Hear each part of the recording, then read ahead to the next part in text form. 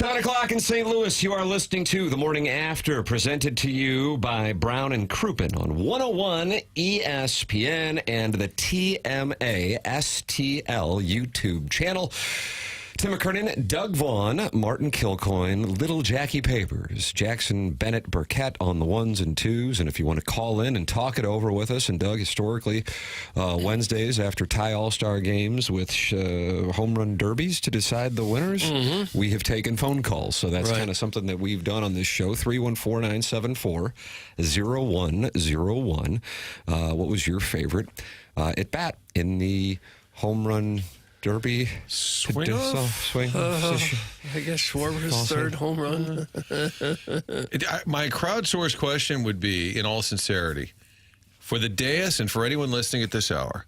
I'm taking questions, Martin. Doug, unfortunately. Doug is not this early. I'm sorry. Did anyone realize if a game was tied, an all-star game, at this point that we go to a swing-off? Because Joe Davis said after the top of the ninth, he said, well, the National League's out of pitchers.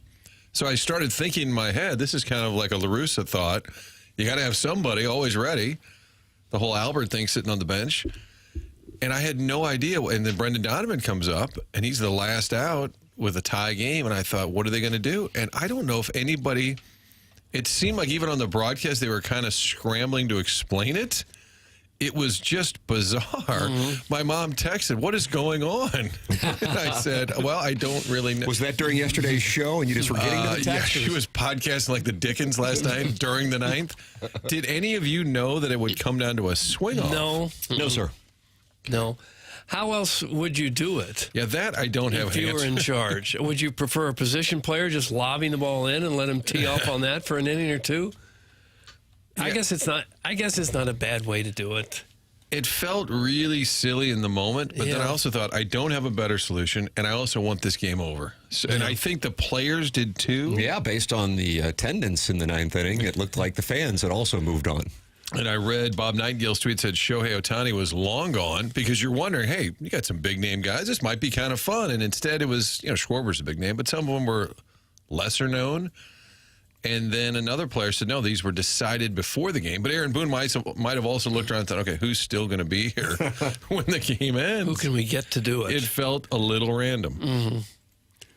Well, like I said, I don't have another solution off the top of my head that would be any better. And the only other one, I guess, would be let a position player lob it in there and play for an inning. And then the or teams two. Get mad if you put your guy out there. Well, at least they got the uniforms right. Yeah, that was better. Didn't it look good when Brendan Donovan was at the plate and that classic Cardinal home uniform was on display? Oh, yeah, far superior to just wearing a National League or American League jersey. Yeah, it looked like an all-star game again. And he was pretty prominent. I mean, he had 3 at-bats, more than anyone else in the National League, and he had that last at-bat, which was a great at-bat. He fouled it off a ton. And they said he's probably looking to get into one just to end this game. But Olsen was on deck, and I said, I actually think he might just try and get on and see if Olsen could hit one out. But it was a good outing for Brendan Donovan. I'm looking at the 2018 game. Tim, you remember the 2018 All-Star game? I do not. Okay. American League winning at 8-6. It says it was in 10 innings. And I'm trying to, I guess they played 10 innings. Wow. I was trying to remember recent years. 2017, it also says, in 10 innings. When did they stop the slap-ass home field advantage thing, which, Doug... That bothered you about as much as anything. God. You and Costas in lockstep. As usual. Yeah. On brand. That started in 2003, and I know it's been gone for a while. And I recall back in the day, well, we can't have the team with the best record have home field advantage. But there never was a reason given. It was kind of like you were a 7-year-old, and your parents were saying, because I said so.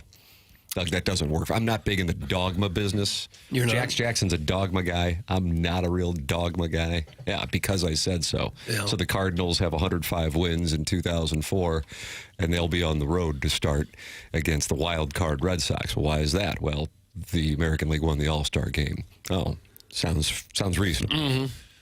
In 2017, Robinson Cano hit a walk-off home run.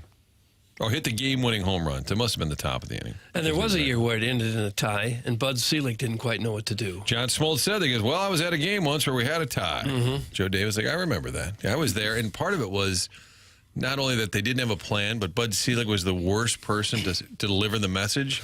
He looked a little disheveled, confused, and folks, we have a tie. And Smoltz pointed out last night that they announced it on the PA. If nobody scores this inning, we're out of players. He said, and fans were not happy, as I recall. Well, the people seem to like a home run derby, so maybe the way they did it last night is about as good a solution as they'll come up with. Well, and it is just an exhibition, right? I mean, it's it was pretty good theater most of the night. You had to come back by the because I was saying at work, I jinxed it. It'll be 3-1, 4-2, boring, a lot of strikeouts because a lot of times it is just kind of a pitcher's vehicle, and then it ended up being a little more entertaining.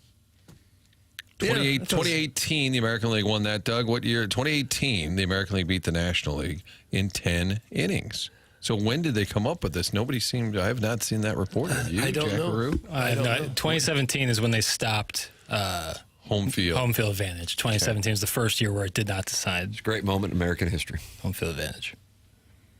I went to the game when it was here in 1966. Did you really? Yeah, and I it was think apparently hotter than fires of it hell. was about 128 degrees or Nice. so. And I think that went to 10 innings before Maury Wills got a bloop single that scored Tim McCarver from second base to win it for the National League. Were you pissed there wasn't a swing-off? I wasn't mad. I was just happy to be there. We were given the tickets. My parents were going to go with their friends, and their friend had a heart condition. It got so hot, he said, I'm not going to the game. Here, take all 4 tickets. So my brother and I got to go with my Is that when you took on your dome status? Doug is Pretty all much. about a dome. Mm-hmm. That's when Casey Stengel was there, and it was a new stadium the first year it opened. And they asked Casey Stengel how he liked the new stadium. He said, well, it sure holds the heat well. I mean, people were dropping like flies. It was so hot. You're welcome to participate in this conversation. Doug, we have a potpourri of ways for the audience to get involved. Number one, I want to say this and make this clear, crystal, that Jackson Burkett, in what is being called Christmas in July, is going to update your Air Comfort Service text inbox name if you politely request it today, even though it's not the first week of the month. Unbelievable what's going on in here. 314-399-9646. You can get your text name saved in the text inbox. That substantially increases the chances that you get read. It also kind of alerts us subconsciously if you're an incel. Then secondly, we have YouTube, youtube.com/TMASTL, and that's the Michelob Ultra YouTube chat, Doug, and that's where friends have gathered to talk it over.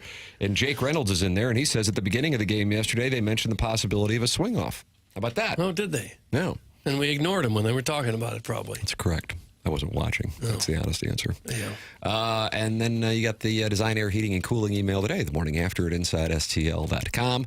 And you can compete against the likes of our leaders this month, Dalton and Shooter McGavin and the omnipresent Buck Swope. Gosh, he is omnipresent. TMA legend, and Martin, he wears a green jacket. Have you met the gentleman, Martin? Buck? Yes. Absolutely. A have sport you? coat with running shoes. That's how I remember. Looks like a professor, I would say. Kind of, yeah. All-Star game added a home run swing-off to break ties in extra innings in 2022. They sort of slipped that one past us. Swing-off's the equivalent to a shootout in soccer, both an awful way to end a game. Just keep playing! No, they're It's in not the going to do that. 636. They are not going to just keep playing. And, Doug, they would run out of players because most were already out of the Atlanta municipal area. Right, there weren't players in town. Long gone. Shohei Ohtani was back in his bed in Los Angeles? That seems just a tiny bit disrespectful to me. To be chosen for the game, to go out there and leave just the second that you possibly can. We were talking about that. Remember Brad Thompson Monday? We were saying how players I don't know how it came up, but I referenced every year guys complain. He should have been an all-star. I can't believe I got snubbed. You want to go? Oh, no, absolutely not. Every year, 10 players bow out. Yeah. I don't get that you're so put out by it that you can't wait to get the hell out. Maybe I would get it if I played baseball every night for 6 months and travel all over the country nonstop. But it just seems to me like you could show the respect to the game in an all-star game just to hang around till the end. I get both sides of it. You know, I get guys desperately need a little bit of a break and want to be in their beds by, a decent hour and get out of there. And I also get exactly what you're saying. It's kind of disrespectful to the other people who got selected. It's a real tough situation. Got a chance to spend time with your family for a couple consecutive days, a vacation. You got an 8 or 9-figure net worth. It's an exhibition game. But they're already there. But they're getting on a plane to get to that vacation. And so they're going to get there for 2 hours earlier. Maybe in the 5th inning. Yeah. Ideally. You can watch the conclusion of the game with your family. Yeah, in the Upper Peninsula. Well, they do get every day for another 6 months with their family that a lot of people don't get in other jobs. When the season ends, they got all the time they want with the family. It has to be one of the biggest changes in recent years. We've had Steven Matz multiple times, and he has referenced, like, well, I went home to Nashville for a couple of days. Like, anytime you can jet home and you have the ability to do that, these guys do. Yeah, and these guys do. If they have kids, they're usually very young kids, so they really do want to see them. You know, they're not 13 or 14 where they're looking for excuses to be on the road for 3 months at a time. Oh, well, it is what it is, I guess.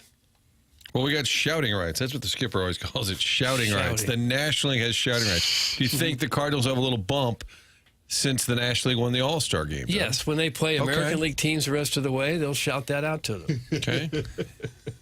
Embarrass them in the batting cages beforehand. You can give your thoughts at 314-399-9646, Air Comfort Service, text inbox, and also the Michelob Ultra YouTube chat welcomes you to partake. 116 friends have already gathered this morning to talk it over at youtube.com/TMASTL. Subscribe to the YouTube channel, and you'll get fun and games throughout the course of the day. Notifications, that's also where QFTA, the podcast I do with little Jackie Papers, airs. Got Spread Zone today, presented to you by FanDuel with Riz from the Rizzuto Show on 105.7 The Point, and Anthony Stalter from the Fast Lane. This show, of course, is at war with both of those shows. These radio wars are intense, and it is incredibly awkward, I guess is the best way I would describe it, on the set during breaks. I bet it is. Yeah. Very awkward. But today, Doug, we cover the Open. The Open? You mean the British Open? No, Martin, you're right. the Open. You want to talk about golf? French Open? No. The Open. And this year is the most important ever because it's being held in Ireland, Doug? Ooh, I like that. Northern Ireland. Not Martin and I are kind of off there, but Still sideways. but yes, Portrush. And now it's on to Carnoustie. Now it's on to Carnoustie. My favorite hole in the property. Okay, stop this elitist chatter. When will the gentleman tee off? Gentlemen. Are you concerned about the north or south wind? Neither. Well, the Tam Avenue Capital Partners are, and we are monitoring the Hawk closely. Are you? And we will release our plays and candidly just hope the guy we pick makes the cut. That's kind of where our bar is at this point on the spread zone for me. Otherwise, you have to figure out which player plays well in the north wind and which plays well in the south wind. Yeah. That you would try to figure out? And also which wave of tee times is better. Okay. Tam Avenue Capital Partners have multiple people monitoring on the property at Royal Portrush. All right. And we will release our plays on the Spread Zone presented to you by FanDuel, which you can see at youtube.com/TMASTL. Little Jackie Papers and I doing questions from the audience, the Tim McKernan Show podcast. You can email your questions in. We also welcome hate mail. I've offered $1,000 for an email that will piss me off. T. McKernan at InsideSTL.com. TMCKERNAN at InsideSTL.com. Also, would love an erotic story. We haven't gotten one in a while. Martin Doug would always think they were written by guys. I don't believe that's the case. Despite all the female listeners? Thank you. Thank you. Gaslight girl boss gatekeep. Okay. All gentlemen. They're all gentlemen. Not really gentlemen. They're just dudes. There's a difference. If you guys didn't stay up late enough, they did ask the panel, Poppy, A-Rod, and Jeter, for a bold World Series prediction. Oh, wow. Okay, what do we got? And so Jeter went first, and he said, I really think the Yankees are going to do it. I'm like, what? Derek Jeter? Bold. He picked the Yankees. He had him beating the Cubs in the World Series. And then Big Poppy said, I have to disagree. He thinks the Boston Red Sox are going to win. He thinks they'll beat the Dodgers. Then they went to A-Rod. And he thinks the Yankees are going to win the World Series. Yeah, beating the Dodgers. That's diversified opinions. That is a take. It's a strong take. It's one of the best takes ever. A-Rod and Jeter both picked the Yankees, and Big Poppy thinks the Red Sox will win the World Series. They really went outside their comfort zone there. I would take I think the Tigers have got the best pitching. I would think I'd take Detroit and the Dodgers. Of course, believe it or not, I didn't play for either. Was that a Mizzou kid? You just have kitty cats ready to roll? Jackson. And then I heard a lady go rawr. Used to be hot. Doug, who was the I don't know who that was. Is that like Phyllis Diller? Was that Phyllis Diller? Webster Grove's own statesman. That was a guest Stingray, who's a regular on the program. Who's doing the rawr? No idea. It says unknown woman. It says unknown woman. Martin, that's how the drops are saved on the show. You know, the listeners are... I recently started listening to the morning after show. God knows why. No, who was that? That's an endorsement. Okay. You know, the listeners often have something they grab hold of and they don't let go. At KTRS, there were a few people who were mad because they would say, home of the Tigers, the Mizzou station. Mm-hmm. And the roar of the cat, people would say, that's not an actual tiger. Tigers don't sound like that. And I'd say, I don't know. And then they would text in and call in and say, you guys still haven't changed that tiger noise. And it's a ferocious sound. And the argument was that a real tiger, Doug, just goes... Yeah, I'm not sure I've ever heard a tiger roar. And that doesn't really grab you as a sound, but that doesn't grab you. Tigers don't roar, they chuff. Ooh, don't ever say that to me again. Wow. What's a chuff? Marlon Perkins here. Exactly what Martin just did. Yeah. That's not a great sounder for the top of the hour when you're ready for news and traffic. Now, in Apocalypse Now, they went into the jungle. They got off the boat, went into the jungle, and that tiger had a growl. Yeah, growl might be. You could say growl, but I think, yeah. It was also a movie. Chuffing is what they kind of do. And then they started arguing. That's more of a mountain cat. That's a bit of a jaguar. I'm like, who knows this stuff? And then I realized it was Jackson all along. Matty Mock, the Columbia Beaver. Here's Joe Strauss analyzing the Missouri quarterback situation a decade ago. Matty Mock, the Columbia Beaver. Who is now the head coach at Principia. That's exactly it right. all comes full circle. What did you guys hear the challenge BK and Ferrario spoke about yesterday? Were we challenged? I didn't hear it. If we were, it looks like Jackson knows. I don't. I can try to find out. That's a boy. That's from Fast Lane U Phil. Fast Lane U Phil, call in. Yeah, I would like to know more. 314-974-0101. I mean, how many shows can we be at war with? I don't know.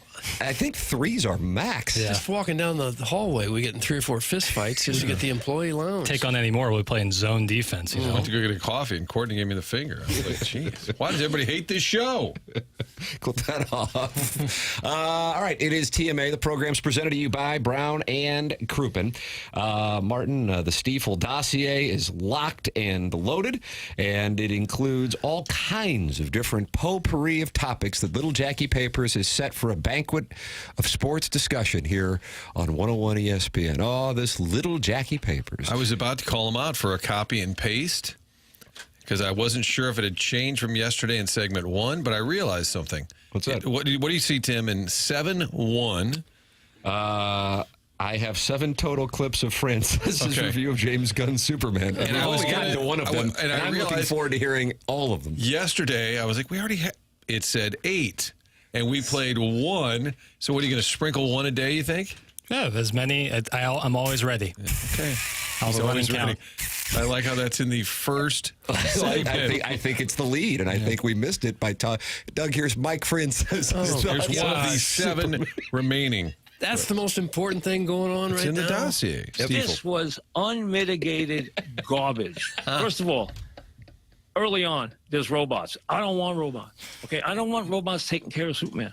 I don't. Then there's a super dog. Who came up with a super dog? I mean, we all like dogs, okay? And I didn't like the dog getting beat on in the movie. It bothered me. But hey, who came up with a dog with a cape? When did that arrive? I watched Superman for years on television. I never saw a dog with a cape. I never saw robots.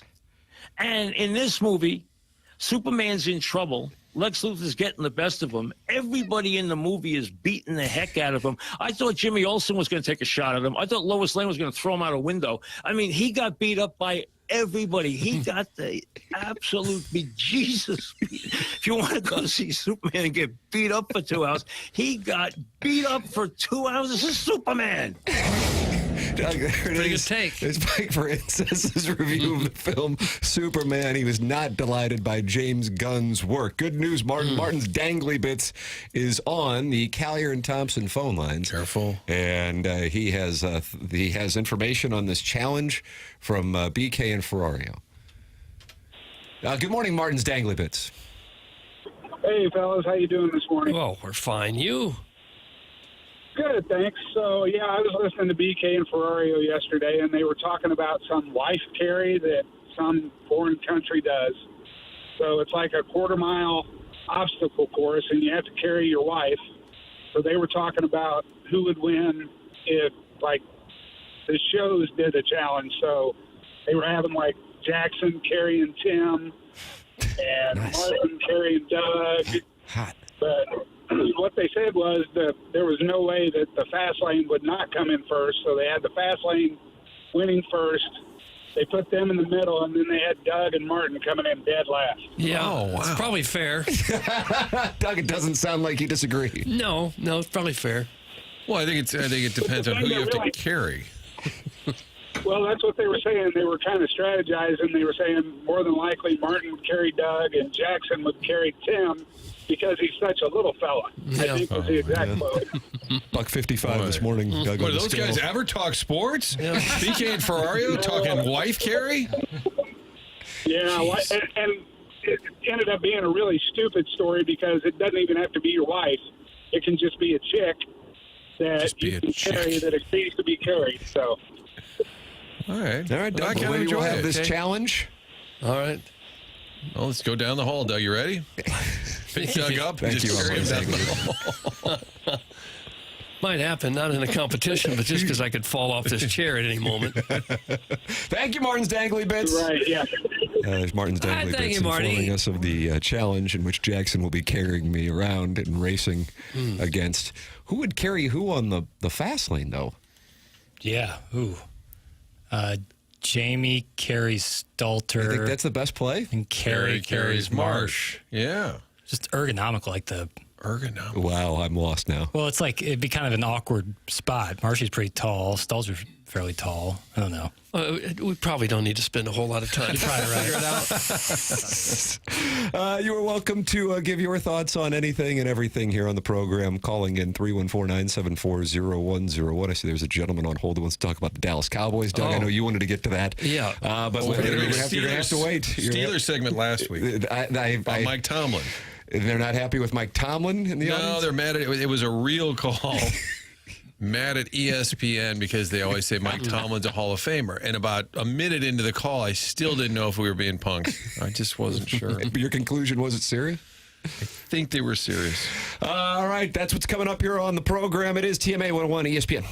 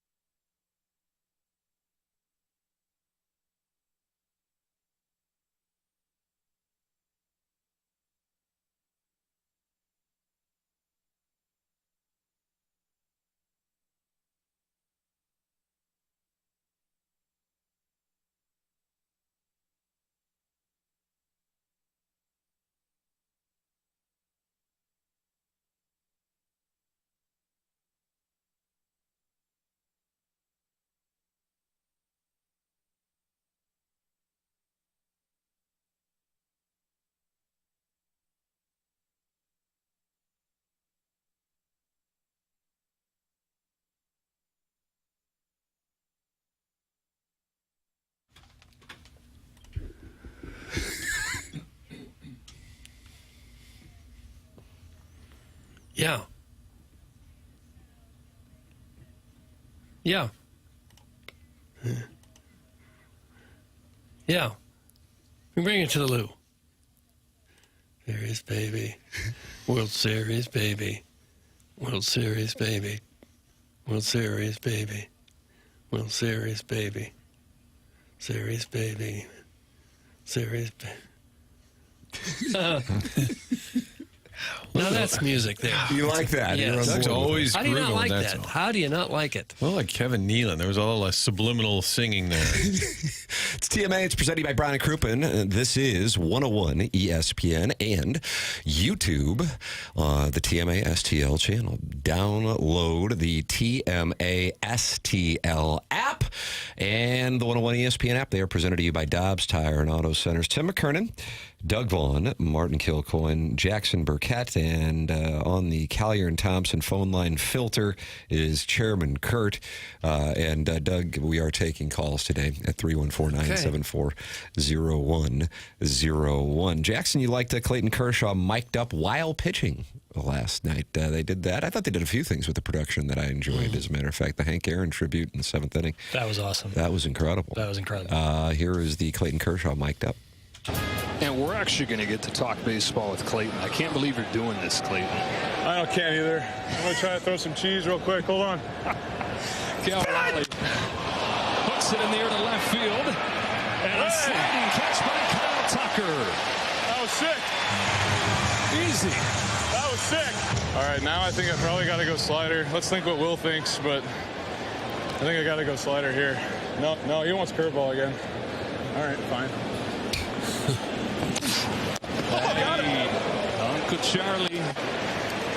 Okay.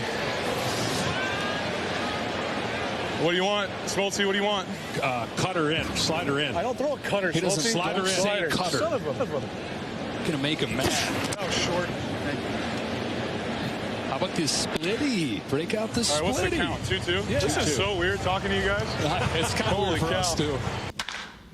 Base hit. I thought that was great. Yeah. Isn't that good entertainment? Yeah. Awesome. I'm a little uncomfortable when it's a regular season game when they do that. But in an event like that, yeah, it's perfect. It's really great.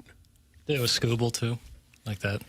Fox does big time sport. They just have a great way of presenting. And like the Hank Aaron, just the aerial shots. I didn't realize the 7:15 being the date. I never got that ahead of time. That 7:15, July 15th, was perfect for a Hank Aaron tribute. And Twitter hates everything, much like the text line here. And immediately everybody said, awesome, loved it. I mean, that's about as cool as you can get in terms of like a baseball presentation. That moment was one where if you were alive and a sports fan, you remember right where you were. Oh, is that right? When he hit that home run. Yeah. Because it was like the unbreakable record, right? Yeah. Yeah, you had to stop what you were doing to watch, find a TV somewhere. I bet you were at a disco. No, I was in spring break. How many major American moments were you in the disco for? Good question. Can't think of any, really. Yeah. Who were you carrying down the hallway at the time when Hank hit a home run? Watergate breaks, and there you are, dancing to the Bee Gees. Well, I did go to some discos. Everybody did. Every bar was considered a disco just because they played that kind of music. Yeah. And would you really cut up a rug? Not so much. Guys, I thought Ludacris was great. Doug, of course, Ludacris and Jermaine Dupri performing Major League Baseball, not learning its lesson just yet with these things where rappers come out in a baseball field and perform. We got to enjoy. Who was it at Yankee Stadium? Fat Joe. Fat Joe, last year. Was that during the playoffs? World Series, I thought. And what are they going for there? Are they trying to...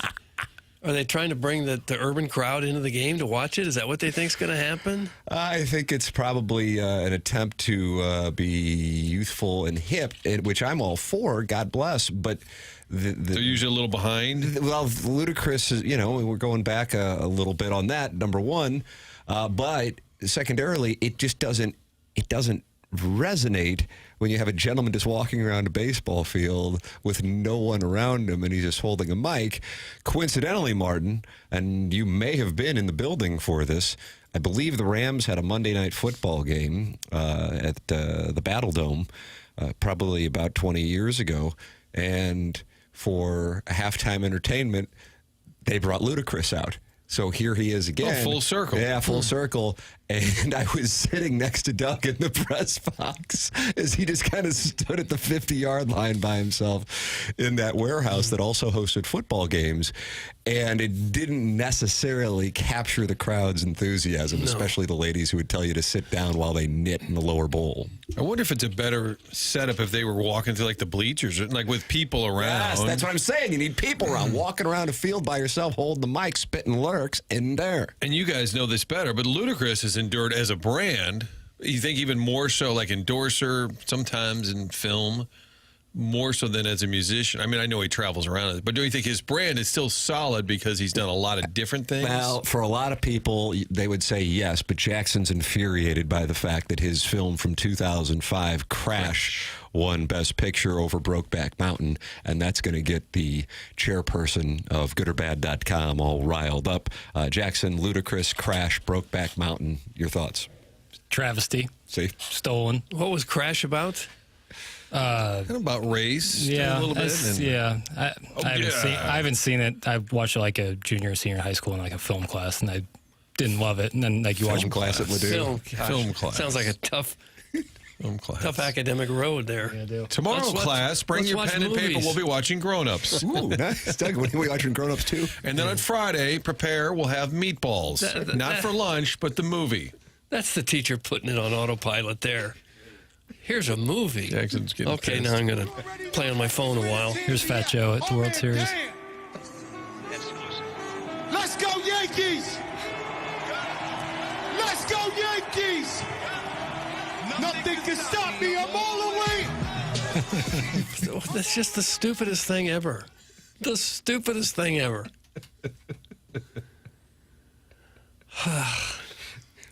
What did you think of Luda and Jermaine Dupri? I didn't see Loot. I missed it. I'm still looking for the remote at the time that was on. He's super engaging on Twitter. People will say, "You're the best." And he writes back, "Thanks so much." And he's got like 13 million followers, and he's writing people back with 200 followers. "Hey, man, thanks for the support." Sharon Clayton is not happy. I don't know who she's not happy with, but she says, stop stereotyping women as being lame sports fans. Not all of us are that way. It's from Sharon Clayton. Is this a take from... No, it's when you say women were knitting during the Rams games. The women who would tell you to sit down while they were knitting in the lower bowl at Rams games. That might not make Sharon happy, but those people did exist, and I shall stand by it, and I apologize to absolutely no one. Oh! Well, were they knitting, or was it just like macrame? You'll have to define. Okay.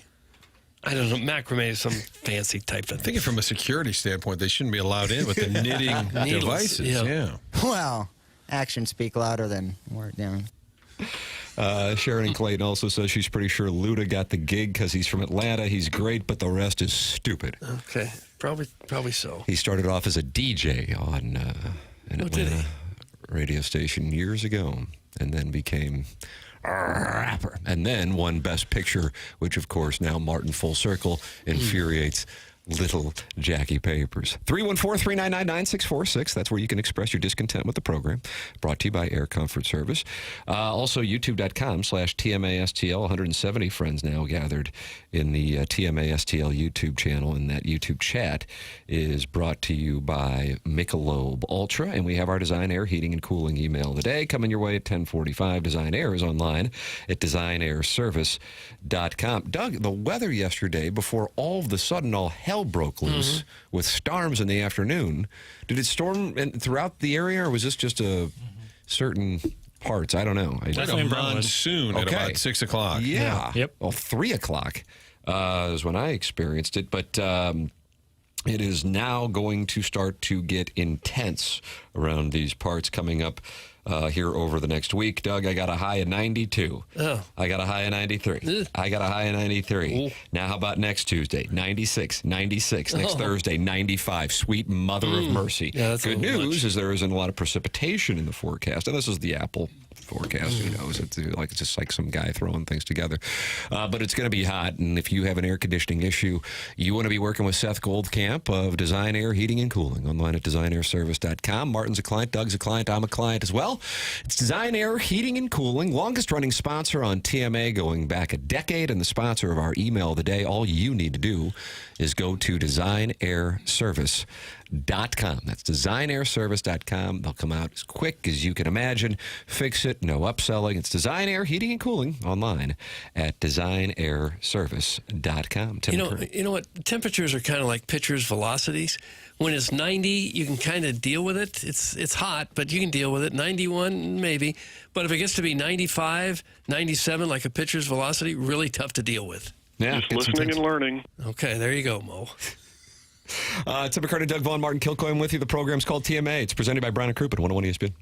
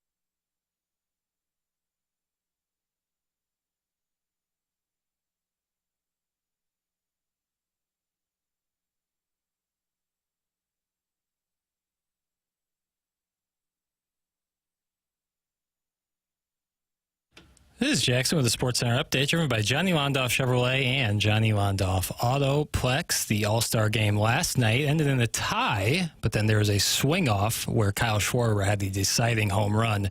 Meaning the senior circuit takes the All-Star game in the Midsummer Classic over the junior circuit. NL wins over the AL. That was their Sports Center update, driven by Johnny Londoff Chevrolet and Johnny Londoff Autoplex. Londoff.com. Chevy, together we drive. Are you kidding me?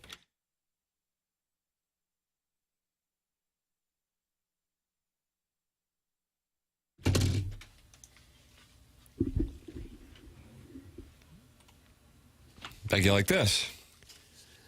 It's not my thing, really.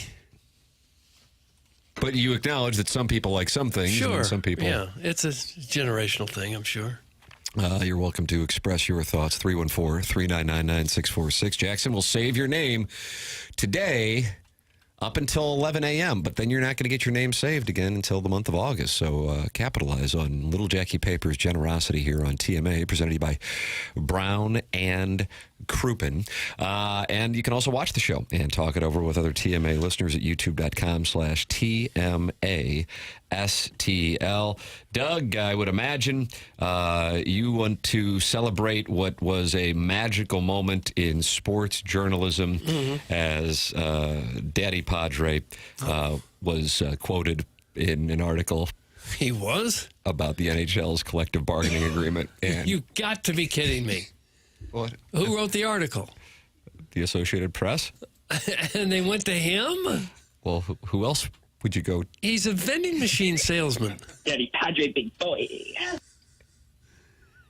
He sells like chips and sodies. Thank you for calling them Zodi. They were doing a story on the new collective bargaining agreement. And of course, you go, well, before we write the story and post it, we need to talk to Daddy Padre. This is at sportsnet.ca. The new collective bargaining agreement that goes into effect for the 2026-2027 season will change the emergency backup goaltender program, with each team now required to employ a full-time traveling replacement to play in the event of multiple injuries, as opposed to former Blues Stanley Cup champion goaltender. Sodi salesman. That doesn't say that with his name on the chalice. Doesn't say Sodi salesman. Well, it should. It says Daddy Padre. Daddy Padre quoted in the article where they said part of the reaction around actually seeing an e-bug in a game is because it is so incredibly rare. An e-bug has entered a game just 6 times in the 13,068 regular season games over the past 10 seasons. None have been on the ice in the playoffs in the modern era. As the first word spread that e-bug changes were coming, the group chat involving many of the e-bugs lit up with buzz and speculation, says Daddy Padre. Oh, that's the name they used? That's his name.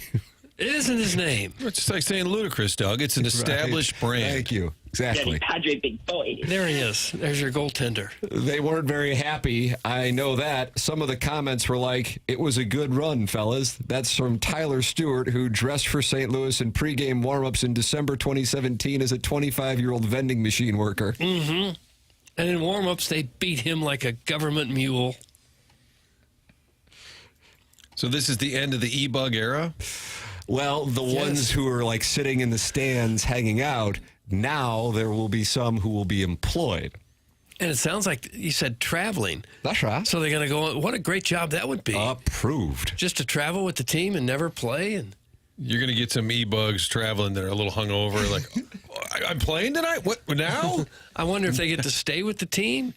Everyone else is staying at the Ritz and you're at the Motel 6. It'd be a little awkward dropping them off. Get out, Army. Get out now. We'll let you know if we need you. Now, would you have a veteran who just retired do that? You wouldn't want to waste a guy on the way up to never play and do that. So they actually talked over with the Flower, Marc-Andre Fleury. Oh.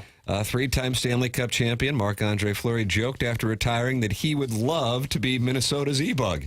That cannot happen even under the new rules, but the guidelines do allow the potential for more fairy tale moments, even if it's less of a mystery who is coming in. Quote, it would be a blast. I know a handful of guys that have done warm-ups or something like that, which is a pretty cool experience, and I've backed up a few games.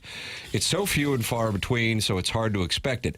Word of the change brought some confusion and, to Daddy Padre, a bit of delusion from some counterparts who thought they were now shoo-ins for the part. Equipment managers reached out to Tampa-based goalie Kilcoyne, who is dressed for the Lightning, Blues, and Flyers, to say it would be awesome for him.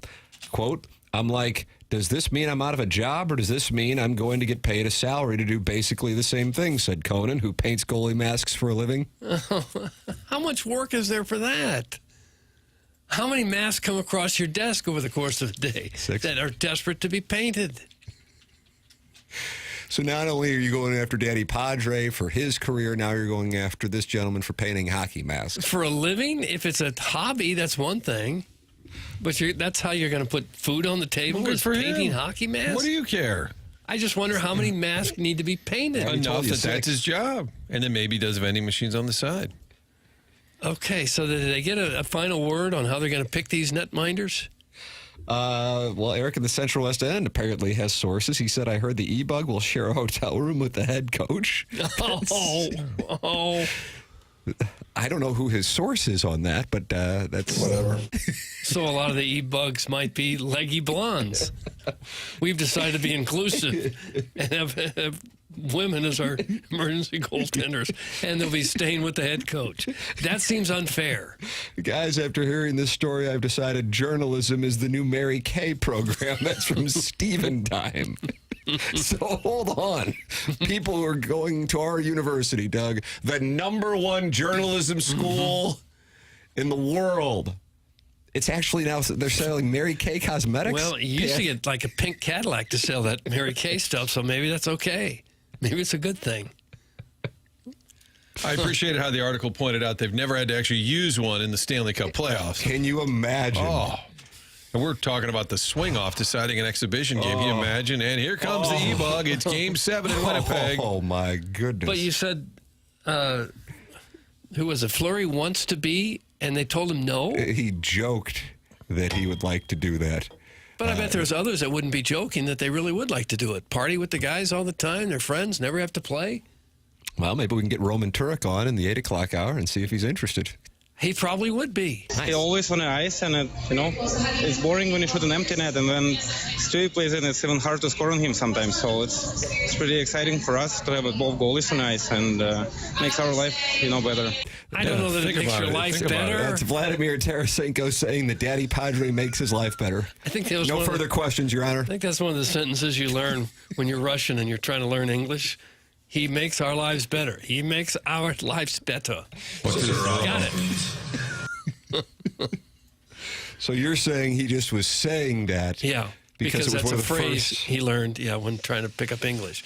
So who are these new goalies going to be? If you won't allow former netminders, and you don't want sody salesmen, who are they going to be?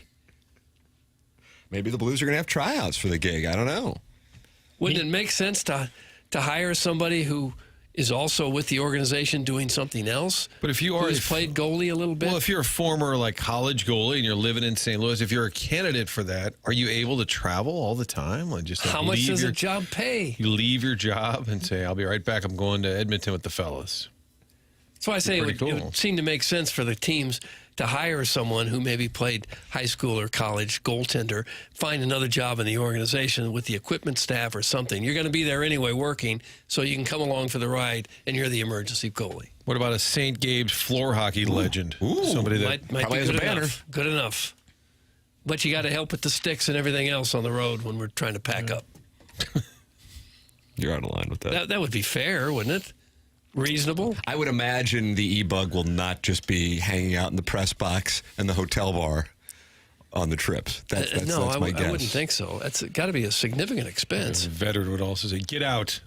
Yeah, they're not hanging with the boys. Doug, Mark Milton can hang with us anytime, as long as we're not having to give him 18 strokes as a handicap. Some of the e-bugs are going to have problems with their taxes. They're going to say, do I have to claim this? Well, yeah, you're going to have to claim all of your income, whether you're actually getting into a game or not. Mark Milton says you'd be surprised how many people just don't file at all. For whatever reason, they don't file at all. They think the IRS is never going to catch up with them. And then 4 or 5 years down the road, you get that letter in the mail, and now you got real problems. Maybe you've got unfiled returns backing up on you, tax liens, bank levies, wage garnishments. It happens, and it's serious stuff. And Mark Milton is there to help you against the godforsaken tax man. He is at stltaxlawyer.com. Mark Milton at stltaxlawyer.com provide a local and holistic approach to tax resolution. Don't be sucked into the out-of-town tax resolution groups you hear about so often on TV and radio. Mark started his legal career with the Department of Justice Tax Division in Washington, D.C., where he represented the IRS in tax cases around the country and received the DOJ's Outstanding Trial Attorney Award. Mark now helps individuals and small businesses right here in St. Louis solve their tax problems. So if you have any kind of IRS issue, contact Mark Milton at stltaxlawyer.com today, and you'll be saying, I'm not guilty. I am with Milty. Remember, the choice of a lawyer is an important decision and should not be based solely on advertisements. Douchebag Doug, just so you know. Is that your new name? Painted masks are not cheap. They run anywhere from $900 to $3,000 based on the detail on the mask. Well, your old ass needs to retire and get the F off the radio. That's from Wobbs here. You're getting owned right now. $3,000 to have your mask painted? Paint it your own darn self. Here's one that Suck it, Doug. Okay, stop it, ball game. Retired from media. We'll find out tonight. Tiger Warson Woods, and this kind of hits us all. Oh, no. How does a sportscaster look down on any profession, Doug? I think Tiger Warson Woods should get text of the day because it's a wonderful question. Yeah, it is. Fair. I mean, not only do we make a bad decision around 16, 17, 18 years old, but here we are decades later still executing it. Can't get out. Profession is like a roach motel. You can get in, but you cannot get out.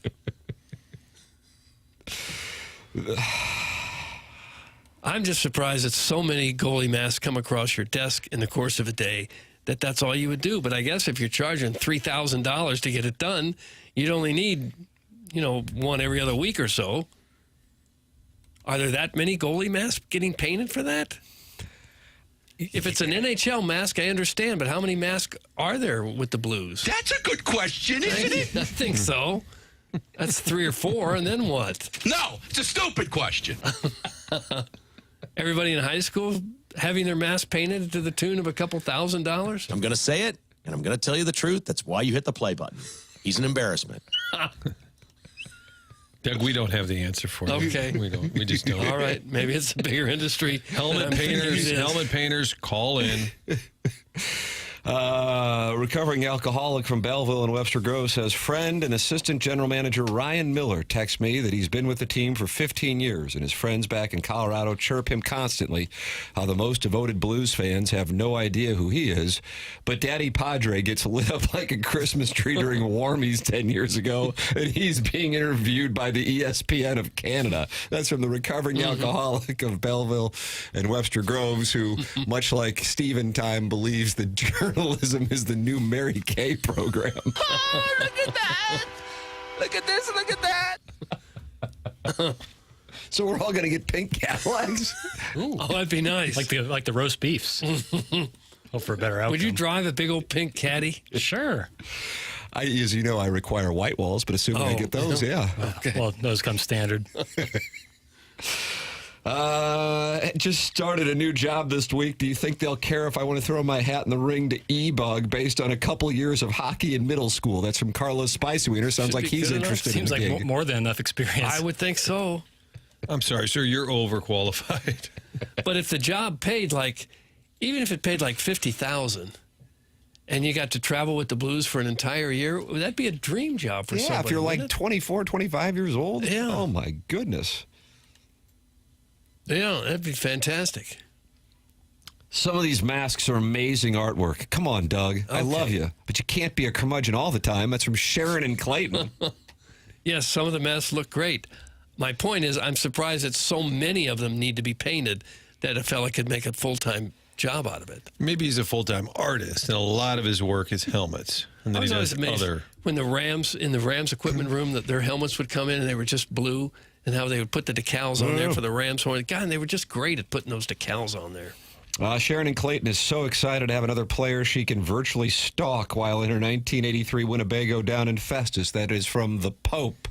So he is saying that Sharon in Clayton is happy that there will be an addition to the roster. A new player to stalk from Festus proper. I think he's saying that her Winnebago is down in Festus at the moment. Yesterday, I was onboarding, had a group team building event, so I was off campus. So I was in the car, and I heard you guys saying, and then she was in Potosi, I believe, yesterday. And then you guys had a deep dive into how far away it was. And I thought, God, this is what this show sounds like when I'm driving around. Headed to onboarding. It's TMA. It's presented by Brown and Crouppen here on 101 ESPN and the TMA STL YouTube channel. This is the Morning After.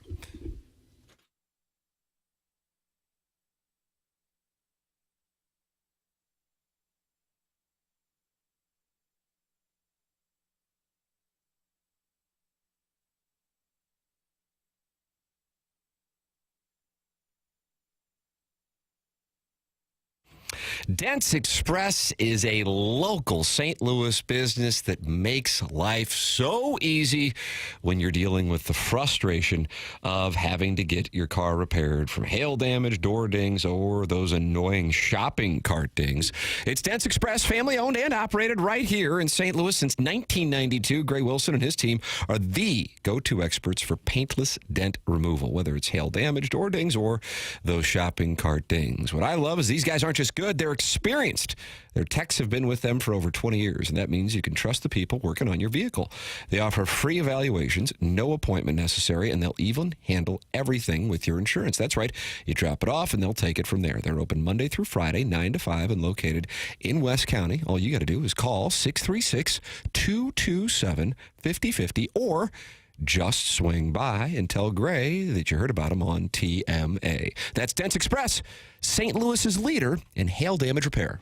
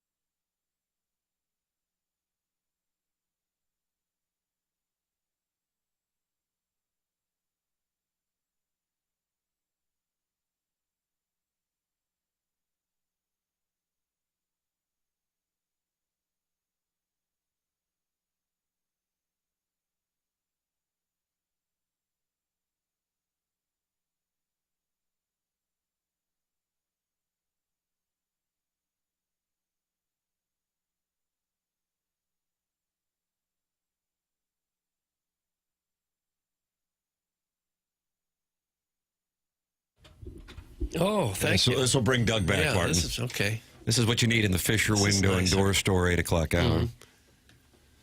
This is what music should be. They do a little project with Ludacris. Kind of nice. That'd be fun. You like this, right? I'm a big fan. Are they wearing sweaters? Suits for sure. Kidding me? How about the muted trumpet? Sorry. Martin, are you enjoying the muted trumpet? Oh, there it is. With the licorice stick. It's TMA 101 ESPN. Shows presented by Brown and Crouppen. Tim McKernan, Doug Vaughn, Martin Kilcoyne, and Jackson Burkett with you. If you would like to call in, Chairman Kurt is manning the Collier and Thompson phone lines. Here is the phone number, 314-974-0101.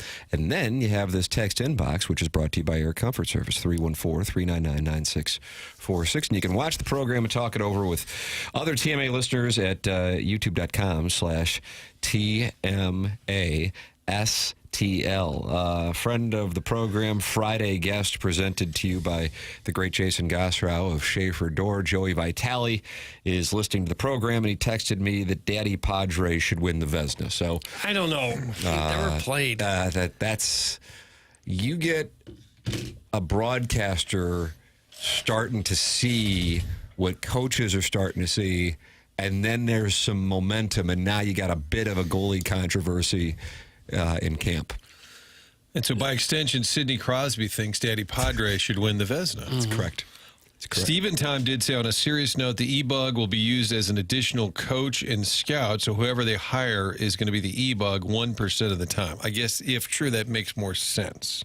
That they'd be that last phrase. Well, that there'd be a 1% of the time. Well, basically, they're going to somebody in that role is also a coach and scout. Well, that would make sense. That does make sense. But I liked our theory. Yeah. Just hire somebody off the street.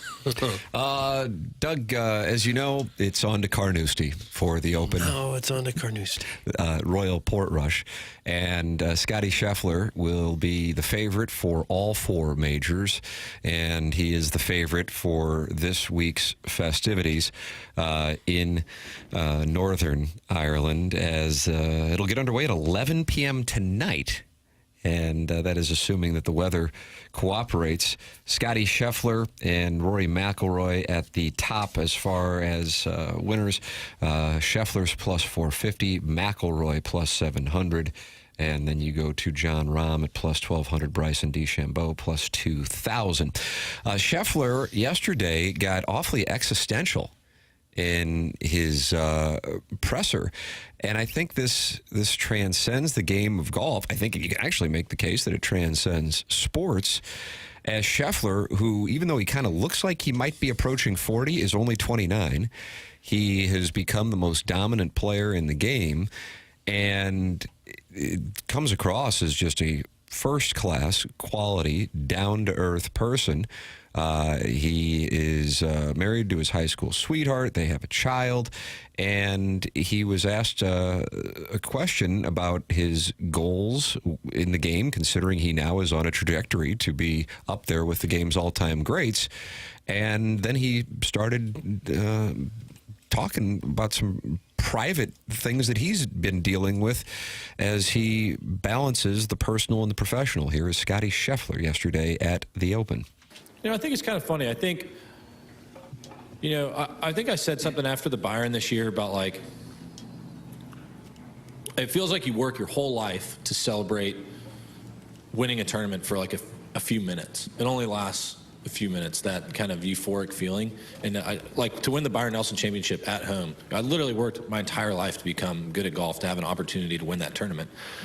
And you win it. You celebrate, get to hug my family, my sister's there. It's such an amazing moment. And then it's like, okay, now what are we going to eat for dinner?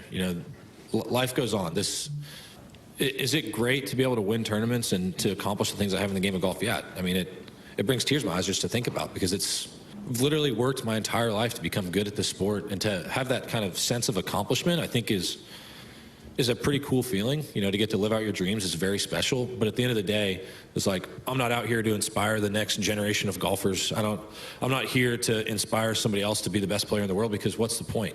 This is not a fulfilling life. It's fulfilling from the sense of accomplishment, but it's not fulfilling from a sense of like the deepest, places of your heart. There's a lot of people that make it to what they thought was going to fulfill them in life, and then you get there and all of a sudden you get to number one in the world, and then they're like, what's the point?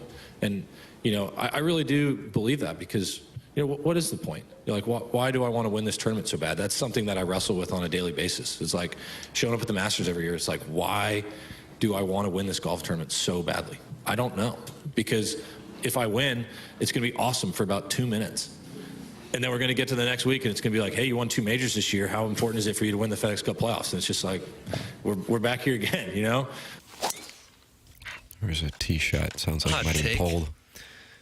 That's an odd take, wasn't it? Odd take? Yes. Is that what you said? Or hot take? Odd.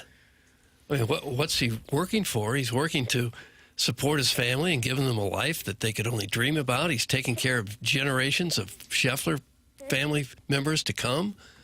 A lot of people work in jobs and don't get that kind of reward out of it, don't get that kind of satisfaction, the fame and the fortune that he gets.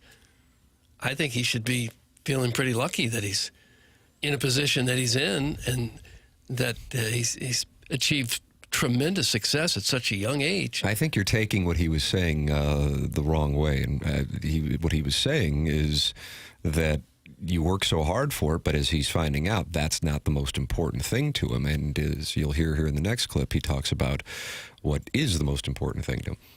I love the challenge. I love being able to play this game for a living. It's one of the greatest joys of my life, but does it fill the deepest, wants and desires of my heart? Absolutely not. I love being a father. I love being able to take care of my son. I love being able to provide for my family out here playing golf. And, every day when I wake up early to go put in the work, my wife thanks me for going out and working so hard. And when I get home, I try and thank her every day for taking care of our son. It's just, that's why I talk about families being my priority, because it really is. I'm blessed to be able to come out here and play golf, but if my golf ever started affecting my home life, or it ever affected the relationship I have with my wife or with my son, that's going to be the last day that I play out here for a living. This is not the be-all, end-all. This is not the most important thing in my life, and that's why I wrestle with, why is this so important to me? Because, I would much rather be a great father than I would be a great golfer. That at the end of the day, that's what's more important to me. So now that you've heard that, does that... Yeah, that's a more balanced perspective. I don't think he wanted anyone to feel sorry for him. He's just No. saying it's not as satisfying as those other things in life. Mm-hmm. And maybe he's addressing everyone out there who just assumes when you're in that position that fulfills you so much. So when I hear that, and I mean, usually those pressers are, okay, I got to knock this out, and then we're going to go back to working on our putting or something like that.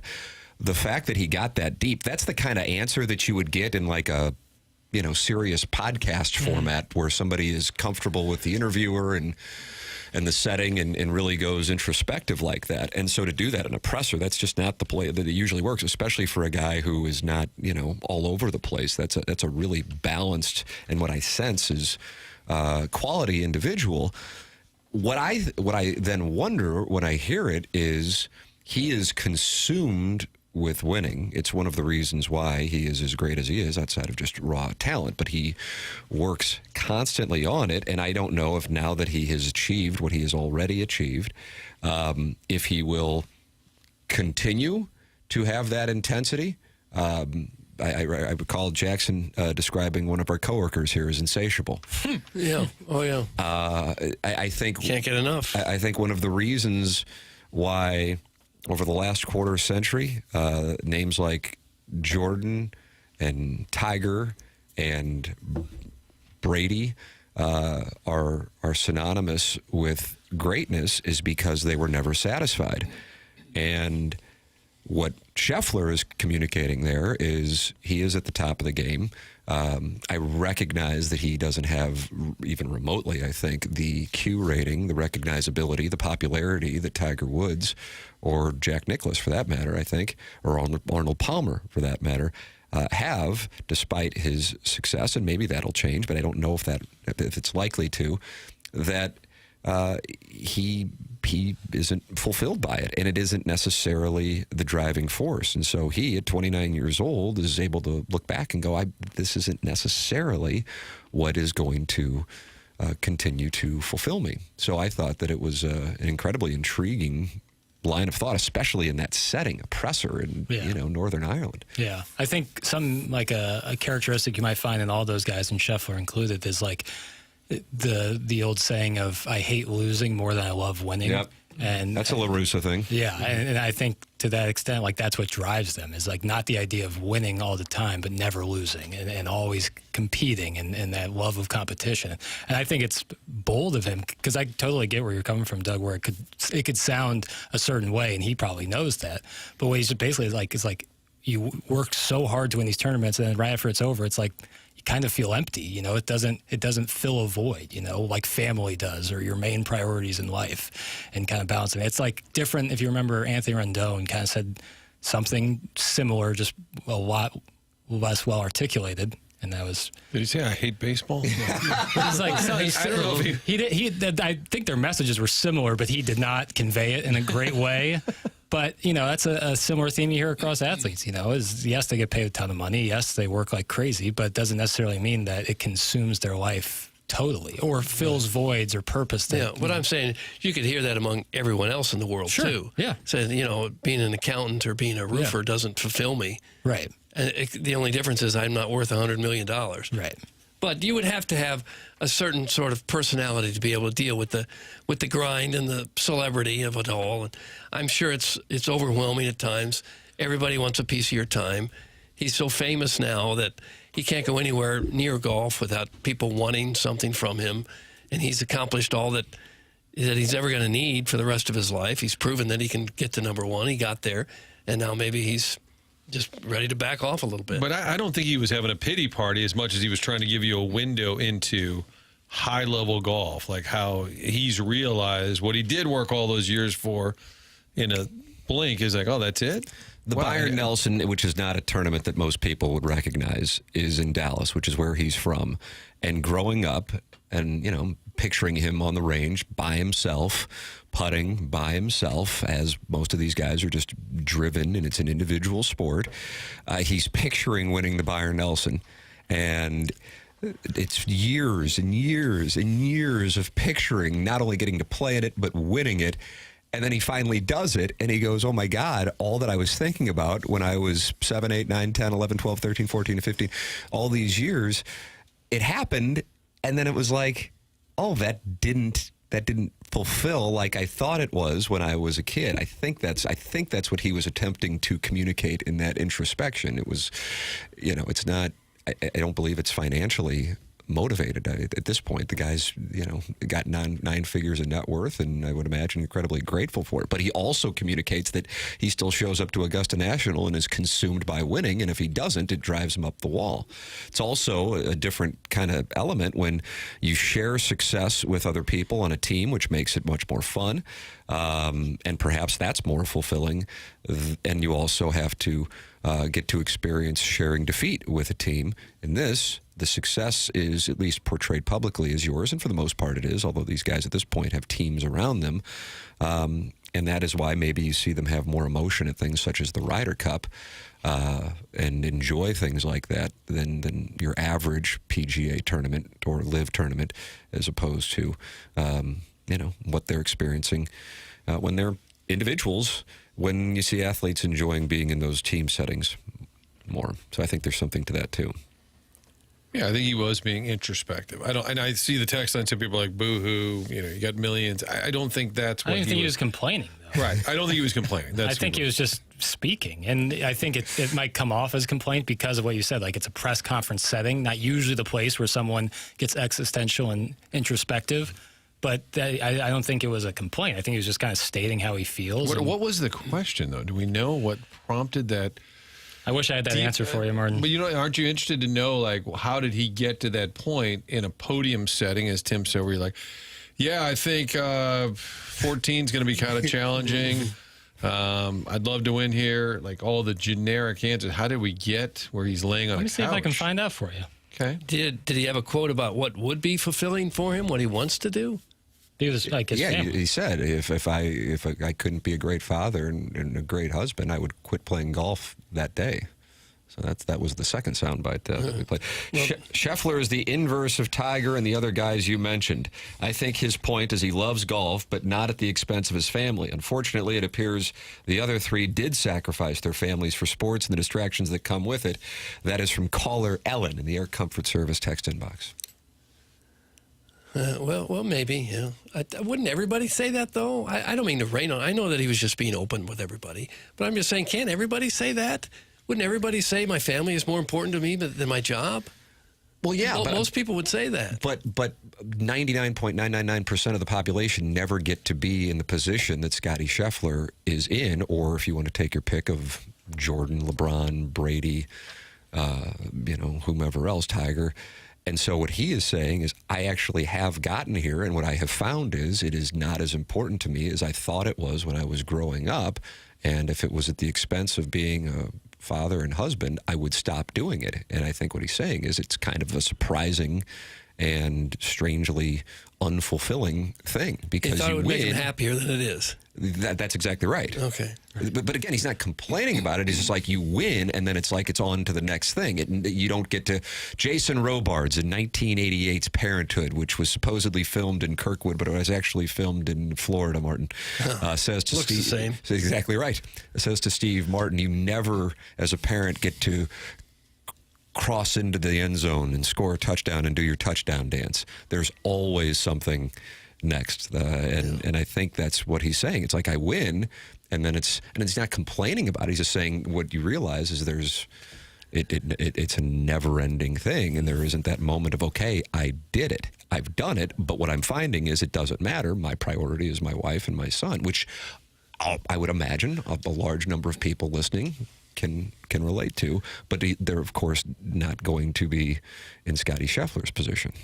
There have been other people at the top of their sports that have felt the same way and walked away. Barry Sanders did it. Yes. Jim Brown did it. So that is why when I hear that, it intrigues me to see if he will continue over, let's say, the next 5 years. We haven't seen a run like this.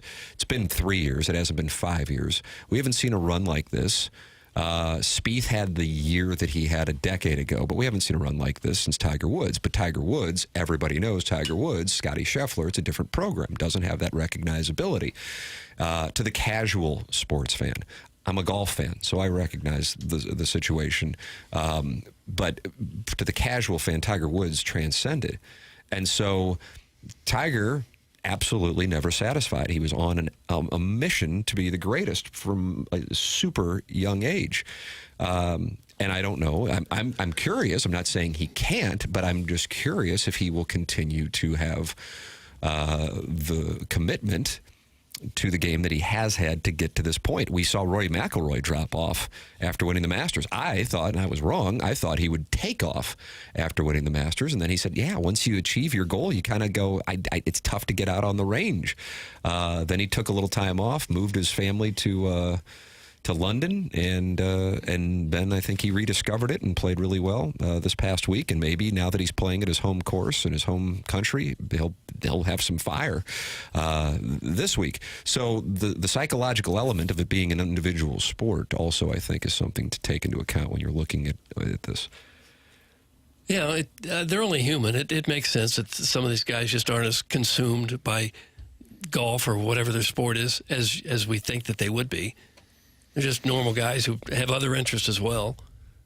And if once they've had great success and no longer have to work another day in their life, I'm sure it's hard to keep their nose to the grindstone all the time. And this same guy who is having this introspective moment, who's this great golfer but seems extremely unassuming, is still the guy who was arrested at the beach. Like, of all the people that you would have on your golf bingo card, oh, what'd John Daly do this time? But Scottie Scheffler was the one arrested. Wyndham Clark, you would have believed it. You see, he's now been banned from Oakmont Country Club. He got violent with a locker. Yeah, damaged the locker. Yeah, also threw his driver and damaged a sign.